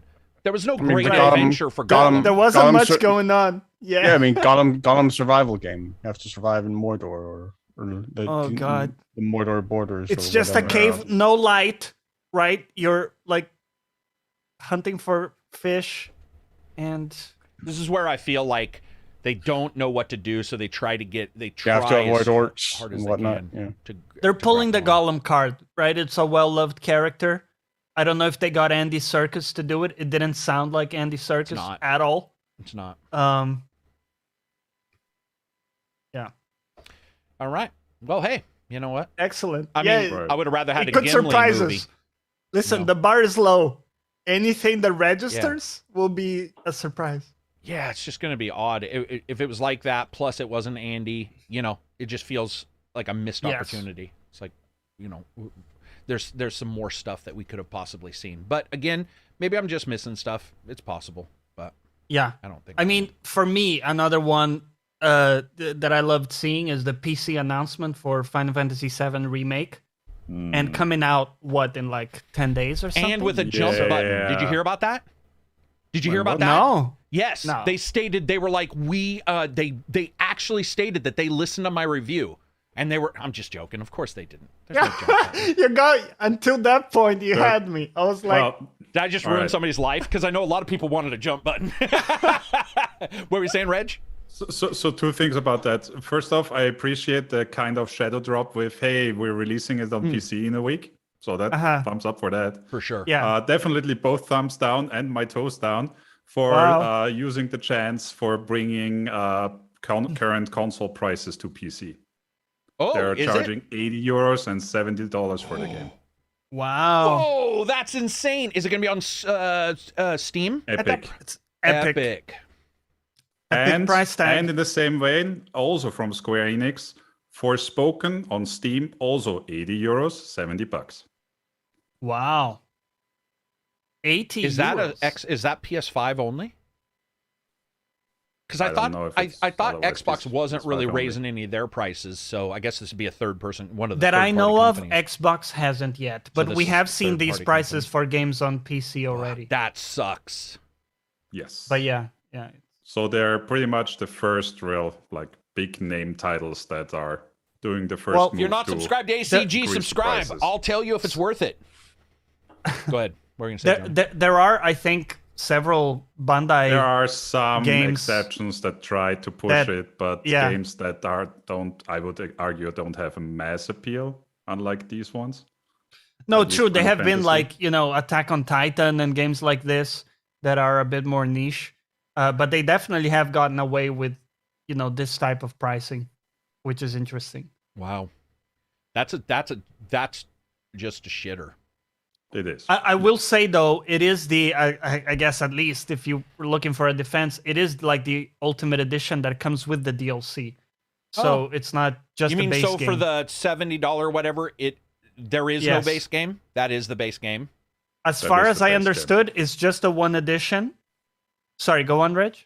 That is, yeah, it is the base game. That is the one edition. It's the same edition you get on console currently on PlayStation 5. It's, I think, per what Final Fantasy 7 Integrate that comes with the DLC. Yeah. So Weird. I'm just saying it is no, I hear you. steep, right? But at Yeah. least it's not only the base game. Are we still talking about Final Fantasy? Yes. Yeah. Deal with it, man. Okay. No, Listen. I wasn't teasing you. I literally had a space nutcase because I couldn't All right. remember. Because you said Bandai, and my brain started thinking of Bandai games, so I was getting a little confused. True that.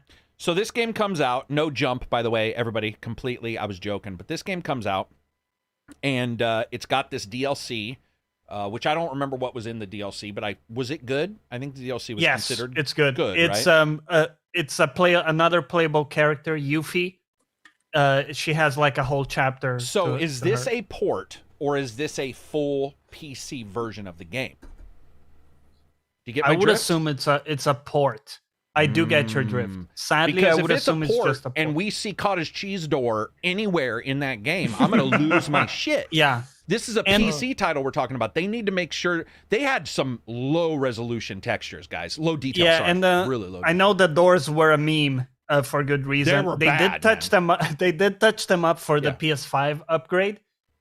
There was still some cottage cheese in some places. So yeah, I do hope they put some work there. Well, all right. I mean, yeah, if you're waiting for it, and PS5 is going to be hard to get, right? So still no Right, Xbox exactly. version of this, right? No, yeah, no, Interesting. no Still No, no Xbox version of announcement this. for that. And I'm pretty sure they said it was going to be possible. And still no Xbox version. But now this remake at full price. Or not remake, just the version at full price. Right. Yep. Okay. Well, hey, there you go. So if you, I like the game. Yeah, So I guess if you're brand new to it and you don't have a PS5, this is pretty much the only way you can get it, exactly. right? No Xbox, no... And at least Epic has Sony sometimes the voucher thing, right? Like the $10 voucher. Do they? And I don't track you that. can When they have a support your sale, favorite yeah. creator, Karak, here by using the tag. Oh, yeah, they have a Karak. creator club. I should dash probably be more positive ACG. towards Epic stuff then. yeah, they're great. Do you know that Oh. almost every time I include the creator, whatever it's even called, it's in games I don't like. I forget to put it in the games I do like, but for whatever reason, I'm paying more attention. So yeah, there's a creator thing. I think mine's Karak. Karak dash Karak ACG or ACG. hyphen. Whatever. Yeah, so if you buy something on Amazon, feel free to click that. Thank you for reminding me. Johnny's trying to help me out. Johnny's trying to make sure my bills are paid. Of course. Alex says, my PS5 sits sadly untouched. I think after Halo, I'm going to fire up Ghost of Tsushima. Great Definitely game. do, Alex. Great game. Great Yeah. game. Great game. And Alex Wake, yeah. Dude, Alex Wake. So we didn't talk about this, did we? No, not yet. By the way, you said Alex Wake. That's a spin-off. Sorry. Alan Wake. So The VR spin-off. 2023. You know, I'm hoping to still be here. I'm hoping the world's still here. Yeah. I'm hoping let's, China and America try haven't not to nuked drown in one another. eggnog. Well, I will try Russia's that. gonna get in there as well. Yeah. So we've got Alan Wake 2 coming. Some weird horror moment at the end. Did you guys see his face?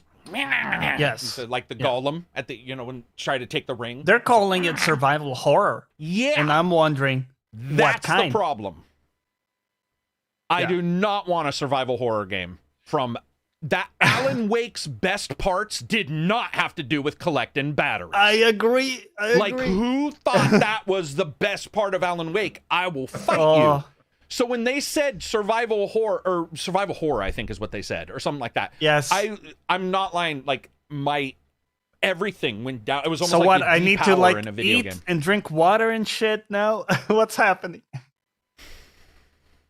Or do they mean a Resident Evil style? But I don't. I think want that, yes, horror. that's what they mean. I don't. I want that I less. don't think you'll need like drink and food. And But do you want to hunger and stop every whatnot. 30 minutes or every 3 minutes? Sorry, fix their inventory. Like, oh, what's in his pocket? Fucking who cares what's in his pocket? They didn't care in the Let's do first one. inventory He had Tetris. unlimited fucking batteries everywhere. What? Well, Tetris, like yeah. Resident Evil inventory Tetris.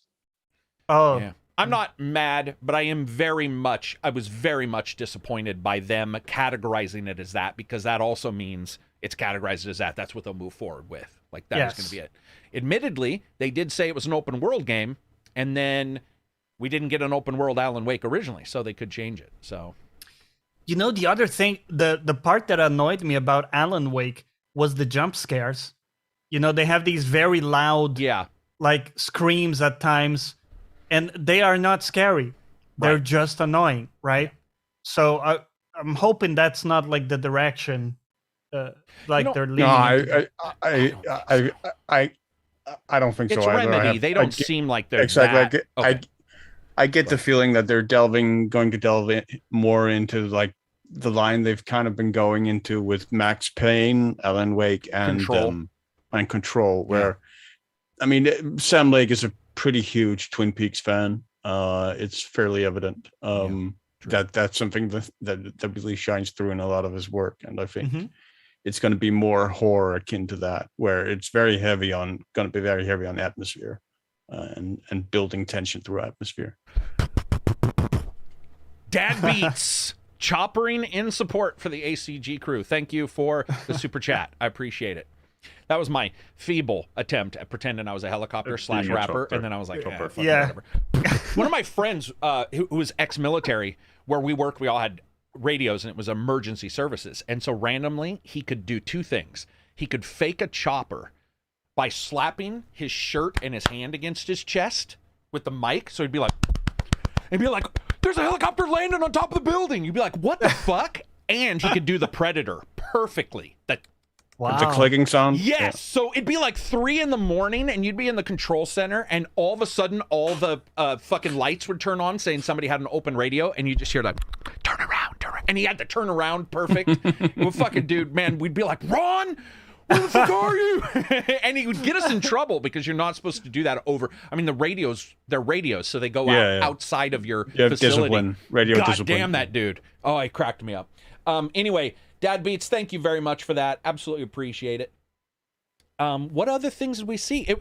I do want to get it out. And Waxo says, super chat, $2. What are your thoughts on Nightingale? We already stated it. At least for me, I'm super excited. I think Nightingale looks super exciting. It looks interesting. Yeah, it does seem to have a lot of elements of different, like, parts of it look like Greedfall, parts of it look like Fable. I would agree. Quite a bit as well. Can they that come whole together? like that sort of Fey aesthetic, Yeah, definitely Waxo. At least for me, it's one of the more exciting ones.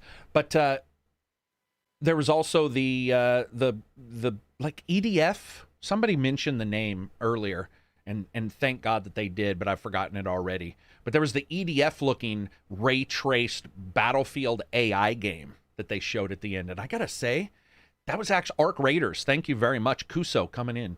Arc Raiders looked good. So Arc Raiders did the weirdest thing for me. They start showing it. I'm like, eh. And then about half of the way through the trailer, I'm like, this looks a little like EDF. And they had, I didn't see if Arc Raiders was announced right then. So I was like, oh, this might be EDF.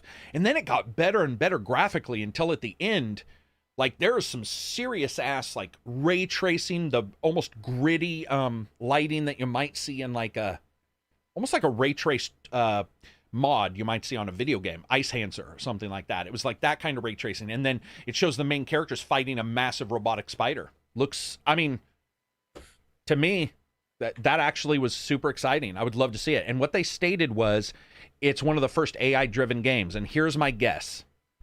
It's in waves of some kind. And however you take out that wave, it adjusts subtly the next enemy group that comes to fight you. So if we all use grenades, maybe the next group might be more susceptible to some laser weapon, but they're now less susceptible to grenades and those kind of stuff. That's the way I was sort of like coming off of the trailer I saw. KP27, $5 super chat. Love the pod, boys. Hog Legacy was rumored. Hog Legacy? Hogwarts. Oh. No, oh, Hogwarts. Okay. Jesus. I was like Hog Simulator? Reckon they stopped due to the negative press for Rowling recently? I don't think so. I don't think so. I don't think so either. I think they're probably just busy keeping their heads down for the home stretch, as it were. Personally, though, I'm gonna say Hog Legacy would be the greatest fucking game of all time. If it like just starts out and you have to chase fucking hogs around, Hog Simulator, like Pig Farmer Simulator, dude, I'd be all over that. That can't be the name.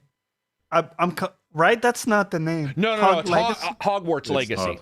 Okay, thank you. Yeah, because... Dude, if it was called Hog Legacy, that'd be awesome. Now we're just going off. Yeah, I would love to see that, though. Spider Pig on the cover. Oh, God, Spider Pig, Spider Pig. The idea to me, so Or simulator games Father. are kicking ass. Oh, the Hog Father. That'd be a pig sitting on a throne of wood. He got all the shit, the hay in his hair, and he's just like, come to the Hog Father. I will pass judgment. Dude, that'd be creepy as fuck. That would be creepy if you had a talking pig on a throne. Like, that's a horror movie right there. That would be fucking haunting. Hey, guys, greetings from Argentina. I always miss the stream because of work hours, but today I got out a little early. Today, you basically Glad you could make left it. work. Yeah, thank you very much. Screw Argentina, man. Don't worry about them. Hey. Worry about us. Show up. What? Hey, It's what? the You end of the live in world London. anyway. What do you mean? At the end of the world, brother. I was born in Brazil. They were my Who neighbors, cares? man. I was born Although in a little town. we If it gets kinda nuked hated tomorrow, them, I would. so. I'd be like, I ain't there. You always hate your neighbors, don't you? You do. There's always like You do. beef between, yeah. You do. So anyways, there's screw beef or there's a Argentina. subtle hatred that they're near your spot.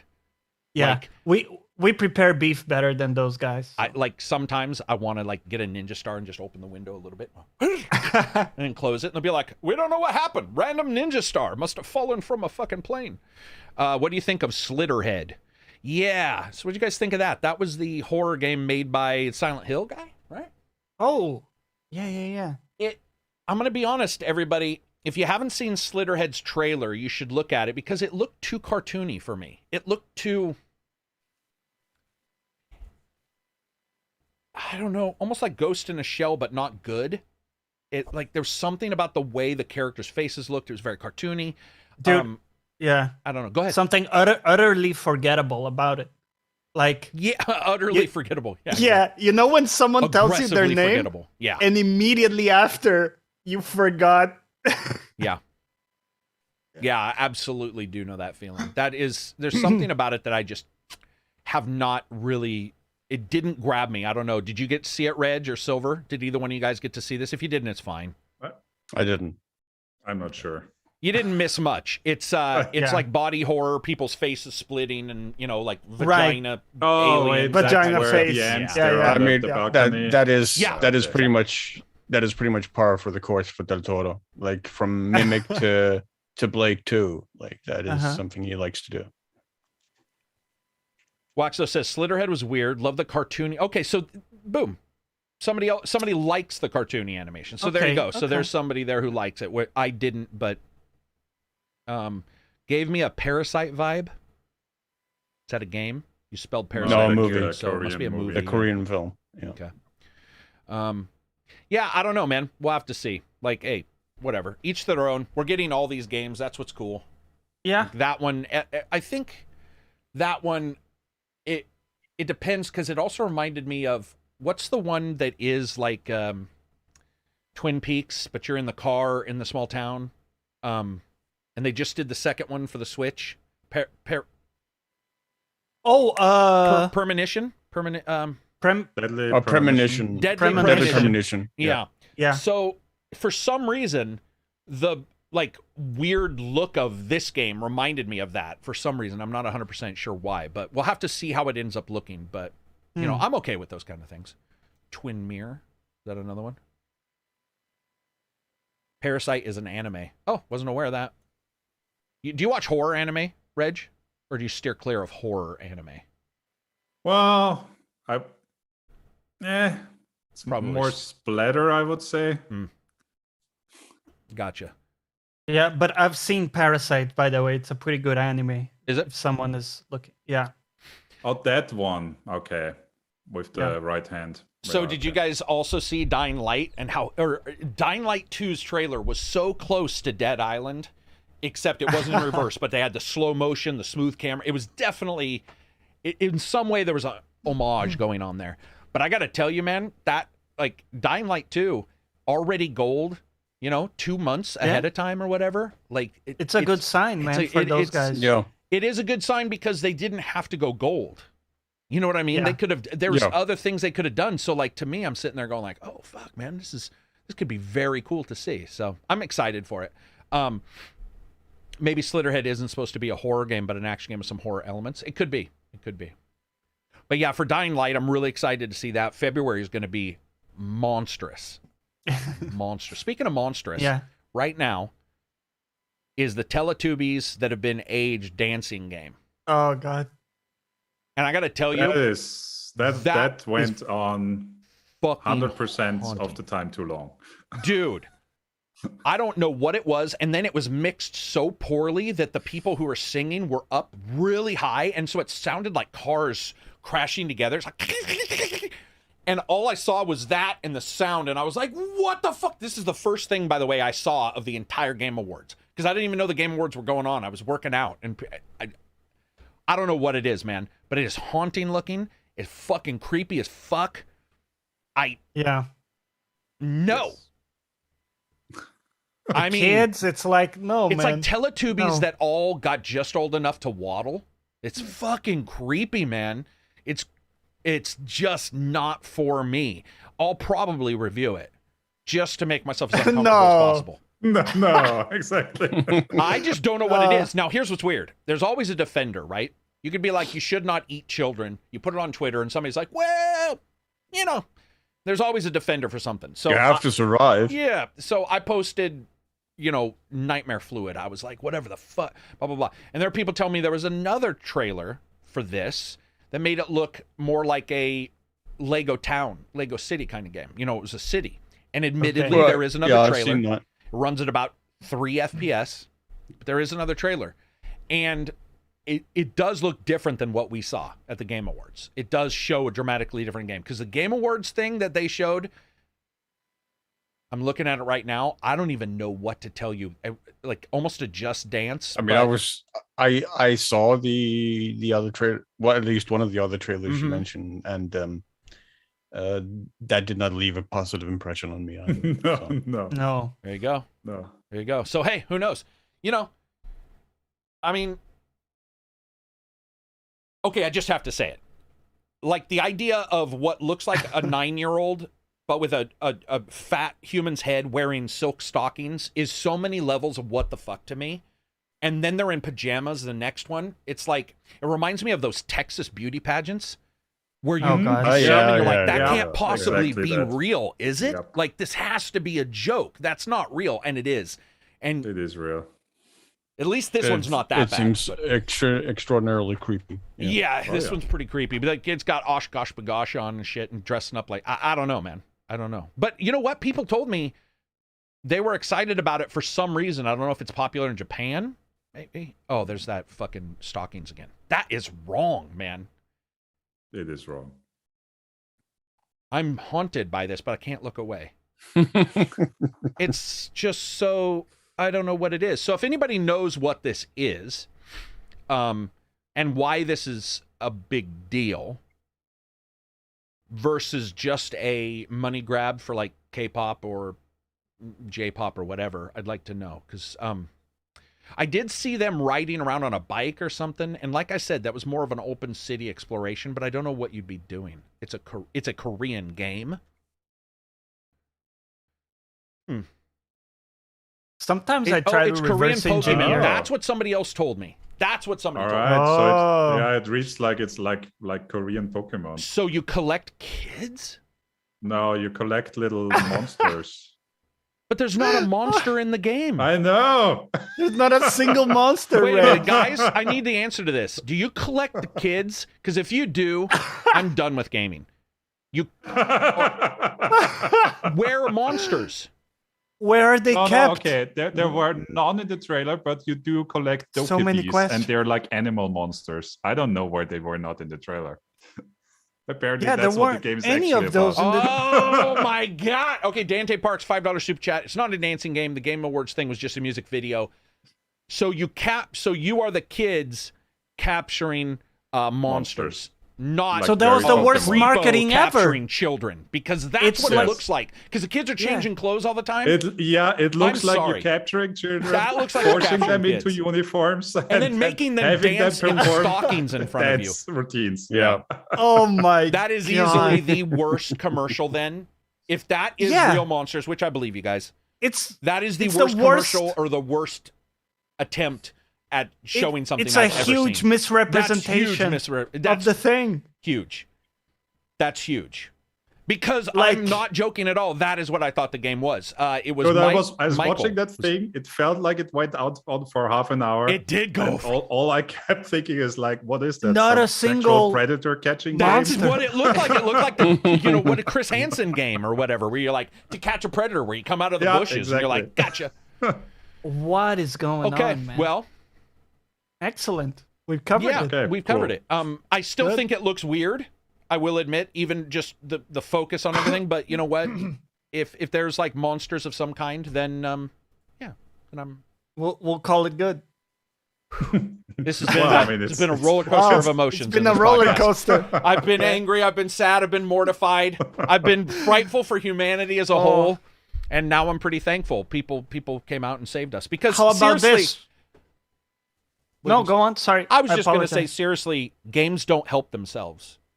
And gamers don't help themselves. So, like, when I'm bitching about NFTs, it's not because I just hate a new thing. It's because we already have two other issues. When I see a game like that, where I got to admit, I saw that little kid in stockings, I was like, this is fucking... I almost didn't want to talk about it during our podcast because I was like, fuck, is it going to be like one of those Japanese games where you're like, how is this released? Like, how... And so I'm actually I'm very happy that it's different, but wow, what a bad representation. Yeah, what you don't understand is that it's a 1,000-year-old person in the 11-year-old. Yeah, Yeah, that's a typical anime excuse. Yeah, sure.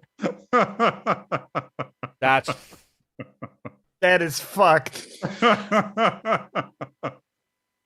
That is a trope. That So you see, it's not actually pedophilia. this is why I don't watch anime, man, because there's always something about it where I'm like blah blah blah, and then they say something like, "I'm sorry, what?" They'll say something. I want to kill every fucking person on the screen. I fucking hate you all. Like, Yeah. anyway, moving on from there, we've covered most of those games that were shown or the ones that we want to talk about, right? I think. Yeah, overall. yeah, I think we did everything. We actually. saw a little bit, Oh. a tiny snippet of something I'm excited for, which What's is that? Homeworld 3, but it was a super tiny snippet.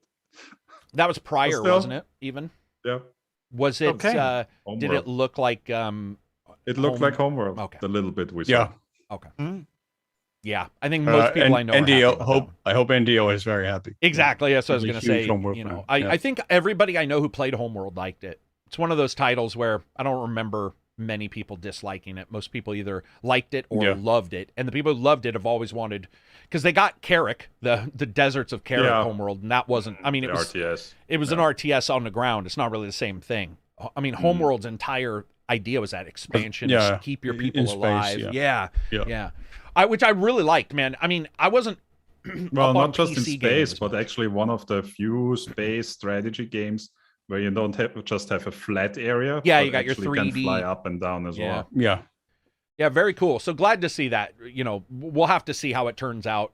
Did it say, is it like the original dev back to get, like, is it a person from the original game? Do we know? It is. I think it is the original team. I think they did a Kickstarter for it, right? Yeah, Didn't they did a Kickstarter, but it is Gearbox, so that was a bad taste. Yeah, I mean, for it to be a Gearbox. Kickstarter. Yeah. Yeah. They did show their D&D Borderlands game, which excites me. Whatever that Tiny Tina's something or other. Yeah. Yeah. Tiny Tina. I'll play the pretty fuck cool. out of that. It looked pretty cool. Yeah. I'm very, very into that. How do you feel about Wonder Woman game? We talked about it. Not much to feel at this time. Yeah. I feel better about the Wonder Woman game than that weird fucking dancing Teletubby game. I'll just say that. Yeah. So, yeah, looking through it, I was going to say, I think we all can agree also that, you know, there were some weird wins, but I think I actually came out of this without any real, like, oh my God. I mean, there were maybe one or a little two. bit weird, but yeah, I think But overall. in general, yeah. Scores, you know, people got what they got. Yeah. I mean, should we mention a couple of the awards? Like the You can mention whatever you want. I'm leaving this open. I mean, it was a surprise. I think for me anyway that It Takes Two won. I don't have an issue with that. So we should say for people, if people don't know yet, It Takes Two won actual Game of the Year. Yeah. Okay. I don't have an issue with that per se. Like, me neither. Solid game, does a lot of really interesting, really new things. A lot of fun little mini games in it. It's a fun game. I mean, it is dependent on you having a friend to play it with, I would say. It's a good point. To enjoy it. I mean, it's in the name, isn't it? It does take two. It does take two. Exactly. It may take two. Exactly. But yeah, I think I'm fine with that. I mean, it's funny because that is my Game of the Year. I was thinking about my list, and I was thinking back to when I played that with Reg, and you know, I haven't felt like a kid like that in a while, because you go into these segments where you're tiny, right, and it's like Toy Story kind of thing. Yeah, right. I don't know. It was just so enjoyable, and the fact that it's made to be played as two really makes it that, you know, it's that much better when played as two. Okay, I know that sounds redundant, but there are games that can be played solo or co-op, and many times, you know, the difference between solo and co-op is not that great. But this is really designed with that in mind. So that, or the co-op isn't even like acknowledged. Like the co-op character never appears in cutscenes or whatever, right? Yeah. Yeah, I mean, you know, some of the games, the reason why I don't have an issue is because some of the games I'm sort of surprised aren't there, right? Like, or some games. Yes. And so, but who won? I'm not, I wasn't really, I mean, you know, we talked about it as a joke. You know, Deathloop winning sort of does surprise me when you have a lot of other games that I feel. Right. So they got art direction. Yeah, and that was a weird one as well. It was a weird one, and when I looked, I was like, okay, if there's any there that I guess, you know, I'll buy off on it. I mean, I don't buy off on it at all, but I'm not going to, if it was Game of the Year, you'd be hearing me. Right, yeah. Yeah. But yeah, man, it's a weird, I mean, Game Awards it's just such a weird time right now. Yeah. Well, I think overall it was pretty good. For best role-playing game, Tales of Arise, I think it's all right. I mean, I didn't like it, but I know a lot of people did, so I guess it makes sense. Especially in the Discord. Yeah, I guess it makes sense that it beat something like, you know, Scarlet Nexus, for example, that did have a number of issues. RPG. Or Pathfinder. Scarlet Nexus may not be considered a full RPG, really, when you think about it. I see. People may not track it as much. I definitely think Tales of Arise is a full RPG. Pathfinder was really buggy, and I think that a lot of people may not have even been able to play Pathfinder to the point of saying it was or wasn't a Game of the Year. Yeah. So that's what I mean by like me. I still need to return to it. Yeah, I mean, a lot of people, you know, I got lucky, and a lot, I can't say that. I had my experience with bugs, and that's why they're called bugs. But No, I think all this Hitman 3. A lot of people are saying Hitman 3 they would have liked to have seen win. I think you would have seen more winners had their categories been correct. Like guys, they did simulation strategy as a quick twitch. Like they were like, and simulation strategy goes to Age of Empires, and blah blah blah goes to, and you're like, of all the games, that's the genre, by the way. One of the genres that has kept gaming alive was RTS. By the way, especially on PC, was RTS. Like, of all things in the world, especially PC, but of all things in the world, how dare you do that? Like, it was really fucked up. No platformer at all. There's more than enough platformers that you can now say. Yeah. I mean, 2D platformer indie games every week, man. Every week. Yeah. So where does I'm going to bring up one that's old because it's the only one off the top of my head, but where does a Kingsbird land? Oh, best indie game? Best here's an award for the fucking people who showed up game? No. Yeah. You make enough categories and then get these jackasses off the screen. I don't fucking care about, I mean, it sounds rude, but I don't care about them standing there talking about their stuff. You can do that after or before, which a lot of award shows have done in the past. They keep injecting them right in the middle, and then you skip out on 2 or 3 awards that would have been really great to see. It would have been really great to see them do a platform award. I honestly don't think like the announcements and stuff should be part of the award show. Oh, you don't? What would you? No. Oh, announcements. Oh, you mean you don't mean the announcements announcing of the games and announcing trailers. Yeah, Announcing new games. You know what Jeff's done though? And stuff. Like it's E3. He's smart. He's turned that video into a long-term YouTube video. He's made it so that you stay tuned in. It's promotional. Yeah. It's promotional, and it's very specifically sliced to like, it's not just into the game or game of the year like Oscars might do movie of the year. It's that he's sliced in all these things so that it's almost impossible to chop it up and like watch the way you may want to watch it binge-wise. You have to watch it. Yes, it's ingenious. It's what he has to do, and I get that. Yeah. But there's the time it happens prior to December actually being here and calling it Game of the Year. There's all these weird things with the categories. A lot of things I would love to see next year fixed. Really love to see it fixed. And yeah, I guess Silver's right. The announcements, they're definitely they take a lot. They take a lot from the show. Exactly, because what happens is some of these awards were announced, as you say, in passing. They're like, these are the nominees, and literally in the same breath, he's like, and the winner is. I know, man. It's so like it feels bad, dude. It feels backhanded. Oscars do it, by the way. Every Academy Awards do it, right? I think every big award show does it. But not to be rude, games isn't a big enough award show that you have to put esports shit in there. If you're not going to put the actual game in there. Manager of an esports, it's like, what? Fucking get your games done and then worry about that kind of stuff. I mean, I have no issue with people winning stuff. That's awesome. But like creator of the year, and you see all these people that, by the way, like once I started looking, I'm like, how is that even a thing? Like who? Right. Because like numbers wise, it was nowhere near. I don't know who voted, and I don't know how that becomes a thing. But it's there, and it beats out platformer. Like, that makes no sense. It beat out platformer. There was no platformer category.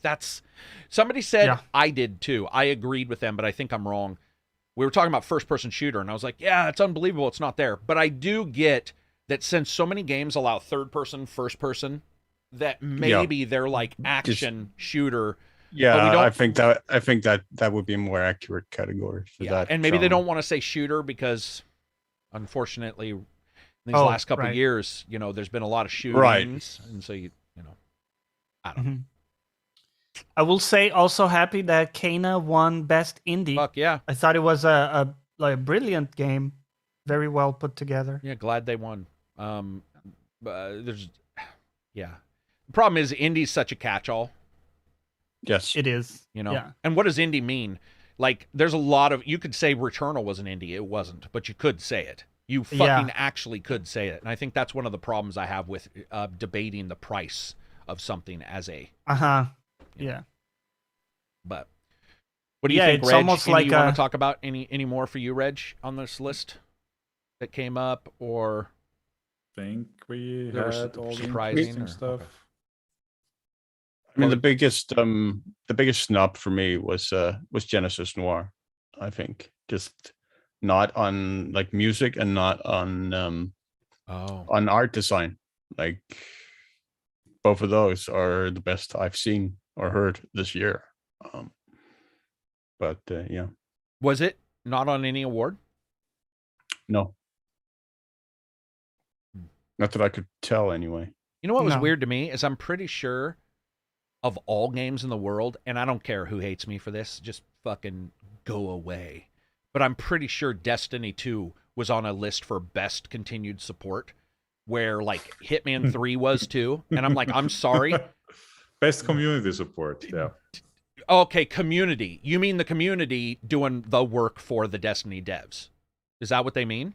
Community. I I don't think know. so. I think so. Okay. Yeah. You could I make thought- the same argument for Hitman. I thought since I thought it was it's talking about yours. continue. Yeah, but Hitman hasn't been fucking vaulting purchased stuff. No, true. And so what I thought that award was like Continued support from the. and fuck you, Yeah. Destiny could never be on there. Ever be on there. Ever. That's not continued support. Fuck you. That's wrong. But sounds like I'm wrong and that's not the exact award. So I get it. I started my Halo playthrough on Legendary and I'm already past the second boss. I regret everything. Good for you. Path of Exile is the best ongoing game, period, Lucid says. Path of Exile is the best ongoing. Yeah, that is true. Should do the same thing that I hate my brain for telling me as I play through Halo. It looks at the lasso challenge, which is legendary skulls. You have to play through on legendary difficulty with all the skull modifiers on. So, for instance, you can't recharge you can only recharge your shields by meleeing enemies. Enemies have more health. They throw more grenades. All this other stuff, and you only have. If you're playing alone, like I am, you only have one try. If you die, you start the entire level over. That'd be fun. Oh yeah, I like everything there except probably the sponginess of the enemies versus if they hit hard, that's Yeah. one thing I can deal with. That- even though Needlers can be pretty rough later on. I mean but- that is the thing on legendary that really sort of Yeah. sours the experience for Always. me. Having to bash a grunt like the little guy 5 times in the face before he goes down as Master Chief. yeah, I don't. You don't feel particularly powerful at that point. Yeah, it's. I mean, the best you could probably do is spawns to make it more realistic, and even then, your AI probably kills FPS. Reg, do we have free games of the year, or month, week? Sorry. Free games of the year. Dude, do a list of free games of the year. It'd be a video like 3 hours long. But do we have a? Did you get one? Right. Yes. Let's do it. Okay. Okay. Let's look at the dates. Yes. Okay. That's where we look at. On Steam, free game first. Totally free for free. On Steam, we have Call of Juarez. I don't know how to Call of pronounce Juarez, yeah. that. Gunslinger. Mhm. On the Epic Game Store, we have the Godfall Challenger Edition, which is the same end game only edition that PS Plus has. And Prison Architect. As well as on Ubisoft's Anno 1404 History Edition. So that was it with the free games. On to subscription games. That's PlayStation Now has Final Fantasy X and X2 HD Remaster, Grand Theft Auto 3, the Definitive Edition, John Wick Hex, and Spitlings. And PlayStation Plus has Godfall, the aforementioned Challenger Edition, as well as Lego DC Supervillains and Mortal Shell. On Nice. Prime Gaming, that is Twitch. I only see the ones from last week, but I mean, we didn't have one then, so let's go. Football Manager 2021, Frostpunk, Journey to the Savage Planet, Mork Red, Need for Speed Hot Pursuit Remastered, Spellcaster University, Stubbs the Zombie in Rebel Without a Pulse, Tales of Monkey Island Complete Pack, and YouTuber's Life. On Stadia Pro, we have Destroy All Humans, the Falconeer Warrior Edition, Foreclosed, Transformers Battlegrounds, and Wreckfest, as well as On to the End. Xbox Games with Gold has the Escapists 2 and Orcs Must Die. Okay, let's look what we have else. Xbox Games Pass has One Piece Pirate Warriors 4, Halo Infinite, Space Warlord Organ Trading Simulator, Anvil, Arkwhale, Final Fantasy X3-2, Lawn Mowing Simulator, Rubber Bandits, Stardew Valley, Townscaper, Jesus. Warhammer 40k Battle Sector. Yeah, that's it. Damn. That a lot. Yep, we're done. Free games this year in this winter. I know I saw a couple coming off. In fact, I think Halo came on when Destiny came out, right? Didn't Destiny leave the same day Halo showed up on Game Pass? I'm pretty sure. Something left the same day Halo showed up. But overall, man, there's so many free games, so many, and Gunslinger definitely worth taking a look at if you haven't. For sure, yeah. There's a lot of games. There's a couple there that are questionable, but overall, there's a ton there. I do want to give some people an idea of something, so I decided for 2 weeks to stream. I'll probably do a video on this, but to stream almost all my games if I'm not reviewing, and it is so weird what you will become accustomed to versus what's going on. And I think this happens with reviews in particular. You'll see this where somebody's like, oh, it doesn't look that bad. And you're looking at it. Maybe this is the first time you've seen it. And you're like, it looks like shit. What's this person talking about? And I got to tell you, streaming games, that is a perfect example of how that can happen. I was streaming games onto my tablet and onto my PC using GeForce Now, using Xbox, all this stuff. I've been doing all this testing. And when you first see it, you'll be like, damn, son. Damn, it's macro blocked. It's all blown out, contrasty. It doesn't matter how good, because my download speed, my ping is phenomenal, everything. And then you play the real game, and you're like, holy shit, this looks terrible. But I admit, I was playing Far Cry, and after about an hour of playing Far Cry, my brain was just like, it does what a brain does, which is ignores. Right, it adapts. It adapts, yeah. So I've been playing, and I got to tell you, the one nice thing about both Xbox and GeForce that I noticed, Xbox recently, I know Reg has had issues with lag, and just Xbox, and so have others. I haven't had as many issues, but I did notice an improvement in latency. It was weird that it is pretty much not perceptible now. Like that was probably the best part, was playing and moving the mouse and like adjusting the DPI on the mouse and like and moving and feeling like, can I feel a little bit of weight? Almost like the mouse weighs a little bit, which is sort of how really low latency that's not zero feels. Man, I was really impressed.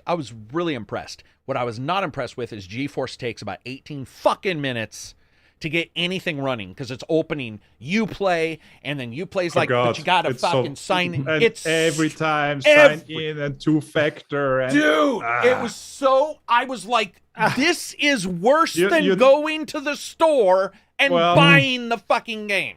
I was more likening it to, this is worse than VR. Like, remember us talking about we have the headset right next to us? Yeah, that's too much effort. GeForce Now is like, oh my God. And if you're on a tablet and let's say you don't have you're got to fucking highlight this and move this and copy paste a fucking password and a double authentication. And then it's like, because alt tabbing isn't the same on, like, let's say a tablet versus a computer, some window would pop up asking for something. And I'd be sitting there going like, what the fuck's happening? Why is nothing happening? And then you have to close everything, look to the side, scroll over, and you see this password thing hiding. But that being said, Ubisoft was the worst offender. For whatever reason, getting a game to work through Steam, through GeForce Now. But once I got them running, man, another big thing was I noticed they prioritized graphics over sound, which sucked. So if there's a glitch, it's almost never in the frame rate. It was in the audio, and it was killing me. It was like a stutter or a cut. What were you going to say, Reg? That reminds me, there was something a couple of weeks ago about GeForce Now, some shitty news. Like how they are limiting some games to like 45 FPS on the streaming. Yeah, I did on the 3080 version. Yeah, if you have that, they are definitely limiting the FPS from what I understand. I did see that. 45. Yeah. Wow. Yeah. Mine was at 60. I can say that, but I was using the Premier, not the high one, the middle one, so I could sign in but not worry. I can't remember which one that is. And you get a 1080 Ti equivalent or 2080. That's another thing GeForce does. They fuck you over. They're like, you can get a 2080 card Maybe. or a 1080, but GeForce, they have you subscribing for so many maybes. It's weird. It's like you're subscribing, but you can't always play it. You're subscribing, but you still may have to wait. You're subscribing, but you don't even know what video card you'll have. And you're like, dude, why am I subscribing? Like, what's happening now? Like, really, seriously, what's happening? But on the other hand, if you've got good ping, which, by the way, this you're not going to have in a hotel room, you know, so that's another thing. Like, where does this work? My home, sure. But is this going to work at my parents' house out in fucking the desert? No, it's going to be running off Stardew or whatever the fuck Elon Musk's satellite thing is. Starlink or... Yeah, Starlink. Starlink. But graphically, they are much more worried also about FPS than resolution. So the FPS was fine. Latency, fine. But the resolution, macro blocking, they got to get a new codec, man. The codec for GeForce is dark and contrasty, and like the fog looks terrible because it's gray, and encoders get confused by gray already because it's a little bit of this, a little bit of, it was nasty. Yeah. It was nasty. But technically, man, Far Cry felt good. Like, it was completely playable. Yeah, I could not tell, other than the sound glitches and visuals, like I said. Latency, which is probably the biggest deal to a lot of people, I would say. It should be the biggest deal, because if you can't fix latency, why would you play the fucking game? Because it would be it did not feel like shit. It felt completely fine in Far Cry. I want to make sure. So that we're not talking Quake. We're not talking Unreal 99. Those would be requiring even lower latency. Just to be clear, so you're playing with that contraption you have where you have the gamepad and the tablet? That's one way I played. Plus I played with just the tablet and my fingers. Plus I played onto the PC. I played onto my...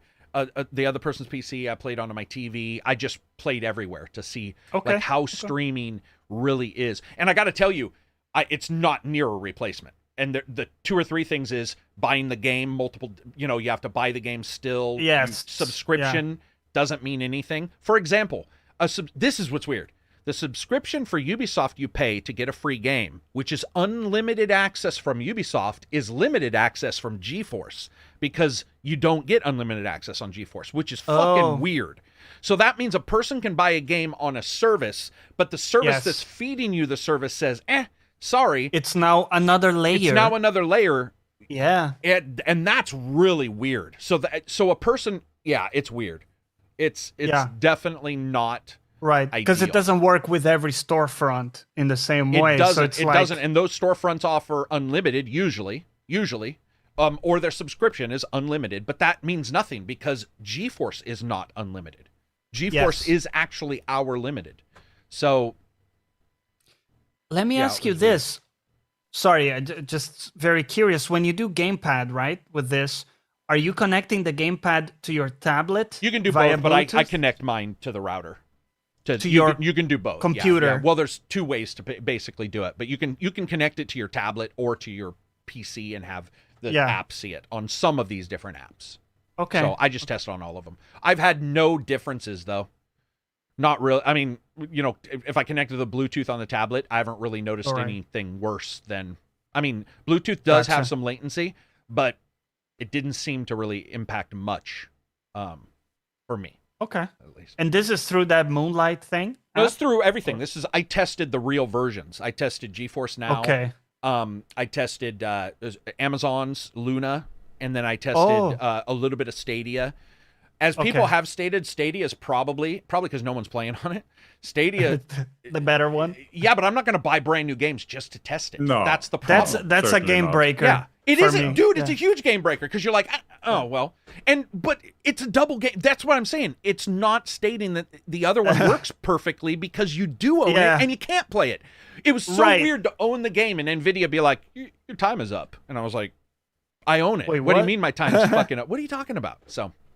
There's some oddities there. Xbox is probably the best one because Xbox doesn't have it, but technically its latency is higher. So like And it's their FPS out is, or not FPS, I'm sorry, their resolution out, I think, is still like a crapshoot. I think it's still 720p in some places, and then 1080p only in some others. I mean, PlayStation Now is still 720p. 720p is rough. Even on a tablet, I start to notice 720p. That's right.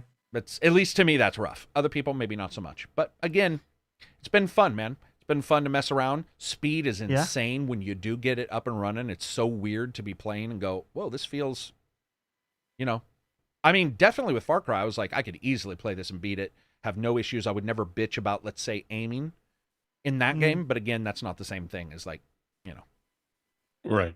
There's other games out there. Yeah. Stadia was damn good. Somebody said I got 3 months free of Stadia through YouTube Premium. Never used it. That's the problem with Stadia. If you got 3 free months, it wouldn't matter because you still have to buy the game on Stadia, right? Yeah, and then if you buy the game there, and you no longer have the subscription, right, the game is gone, right? So which is one thing NFTs may fix, by the way. And I did talk about that in the video, that an NFT could possibly be written out to include the digital ownership of the game, and you could sell that digital ownership. By the way, I also stated in the video that's probably fucking never going to happen because companies wouldn't want that. But what would be possible is for you to say, I own Odyssey and all its DLC, and I am done. I want to package that up as an NFT and sell it to Reg. And if Reg trades me for whatever flusticles, polypigolons he gets, we trade, and then the NFT writes the ownership to Reg. Yeah. That is a positive for digital goods because we are stuck right now. That is one thing. Whatever you buy, there is no real way to ever get anything back. Yours. It's yours.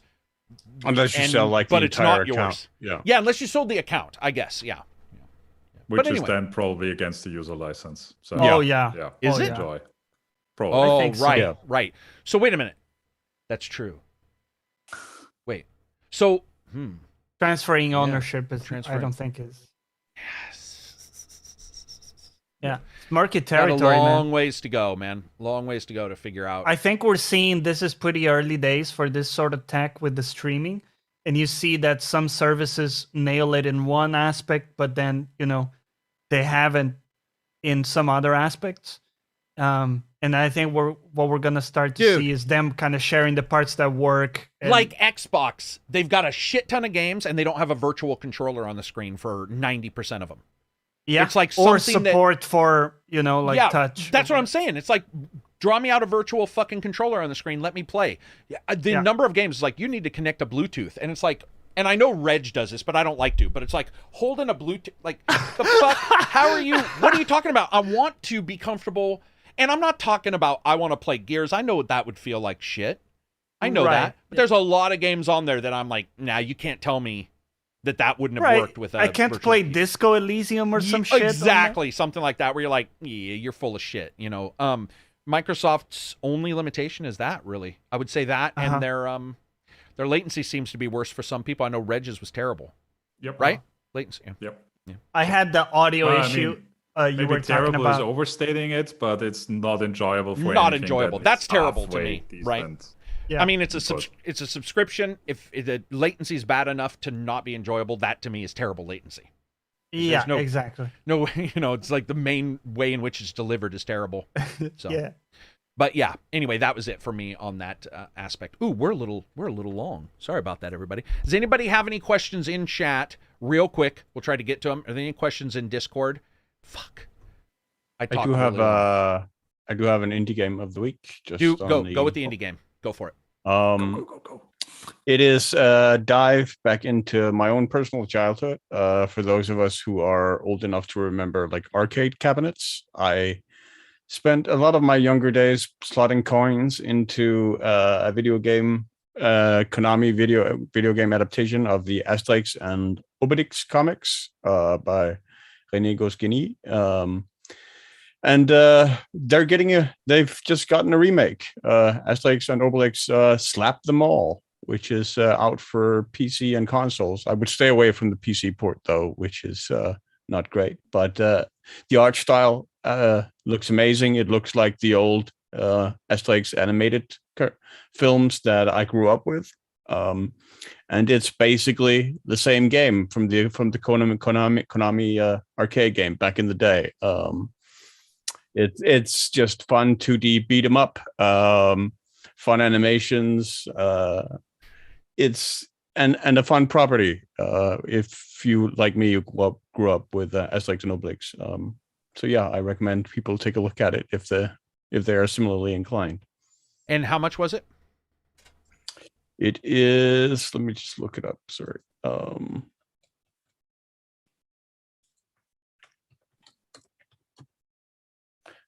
Well, admittedly, it's fairly steep on Steam. A little too pricey, I would say. At 27. Okay.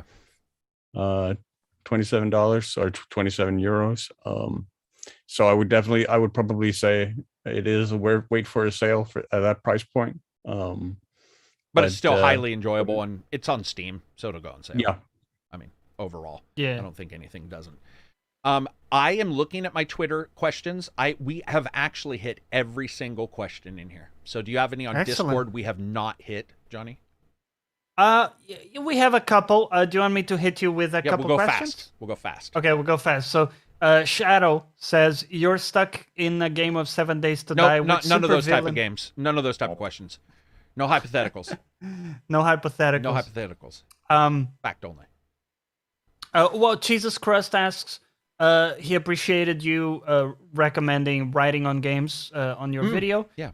Do you have any other YouTube channels that you guys recommend, video related or otherwise? Anything? Yeah.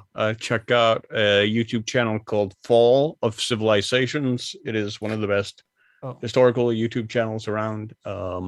They do really, really long form documentaries. Some of them run upwards of 3 hours. Wow. On ancient civilizations, their rise and fall. It's really in depth. It's really compelling, and really good. Yeah. Nice. Okay. Reg, any for you? Bad lip reading.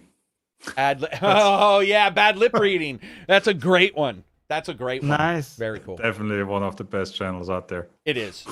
Any from you, Johnny? Yeah, I like watching something called Sorted Foods, SORTED. Those some British guys, and they cook food, and they have a way of like showing the food and talking about it, and they do like fun challenges, competitions between them that makes me excited to cook stuff myself, try to replicate some of the stuff, and just gets me hungry as well. Sometimes I don't have an appetite, and I'm like, I just watch one of their videos, and it kind of gets me in the mood to cook. Any other questions? Let's see here. Karak, what are your thoughts if there was a return of Jack and Daxter? Would you like to see that? Yeah, but I'm probably not the right person to. I'm not a huge Jack and Dexter like fan historian, but yeah, I like the games, but I'm not like dying to see it. I think that's about it. The others are a bit more on the hypothetical or like deeper side. I do want to say thanks everybody for the super chats. It does help the channel, and thanks to the patrons who.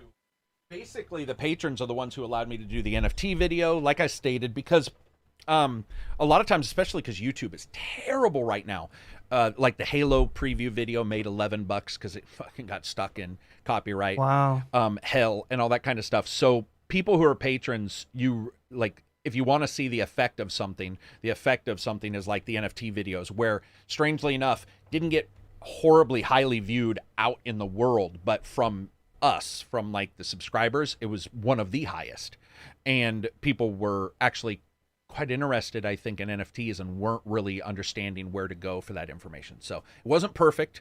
It's one of the few videos I do of that kind, but I did, I was really happy to get that out there, and that was pretty much because of the patrons. So, you know, other than at the end of the channels, we don't get to push that kind of stuff, but I just don't think people realize, especially as YouTube it is right now, you have people who are, you know, selling fucking mascara and shit during their podcasts or whatever. It's like, we don't do that. So if you get a chance, check the Patreon out, because it does give you something. And we don't do sponsorships on videos or anything like, well, I do my fake ones, but we don't do real sponsorships on videos. And the only way that any of this is paid for is by you guys, by patrons, and by people who want to join. Lastly, and that's the patron, you should go and join. Lastly, in the future, it looks like Discord's going to allow for charging of people to go into premium Discords.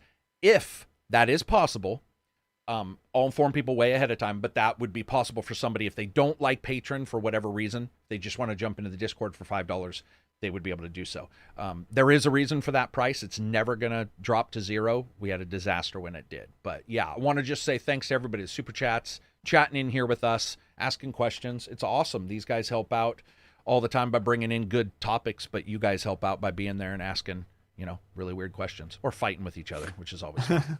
Leuston says, best part of Patreon is me complaining about Die Hard as an Xmas movie. No, it is not. Only the Grinch would say that. That's what I told him yesterday. I was like, this is a dude who bitches about Christmas movies.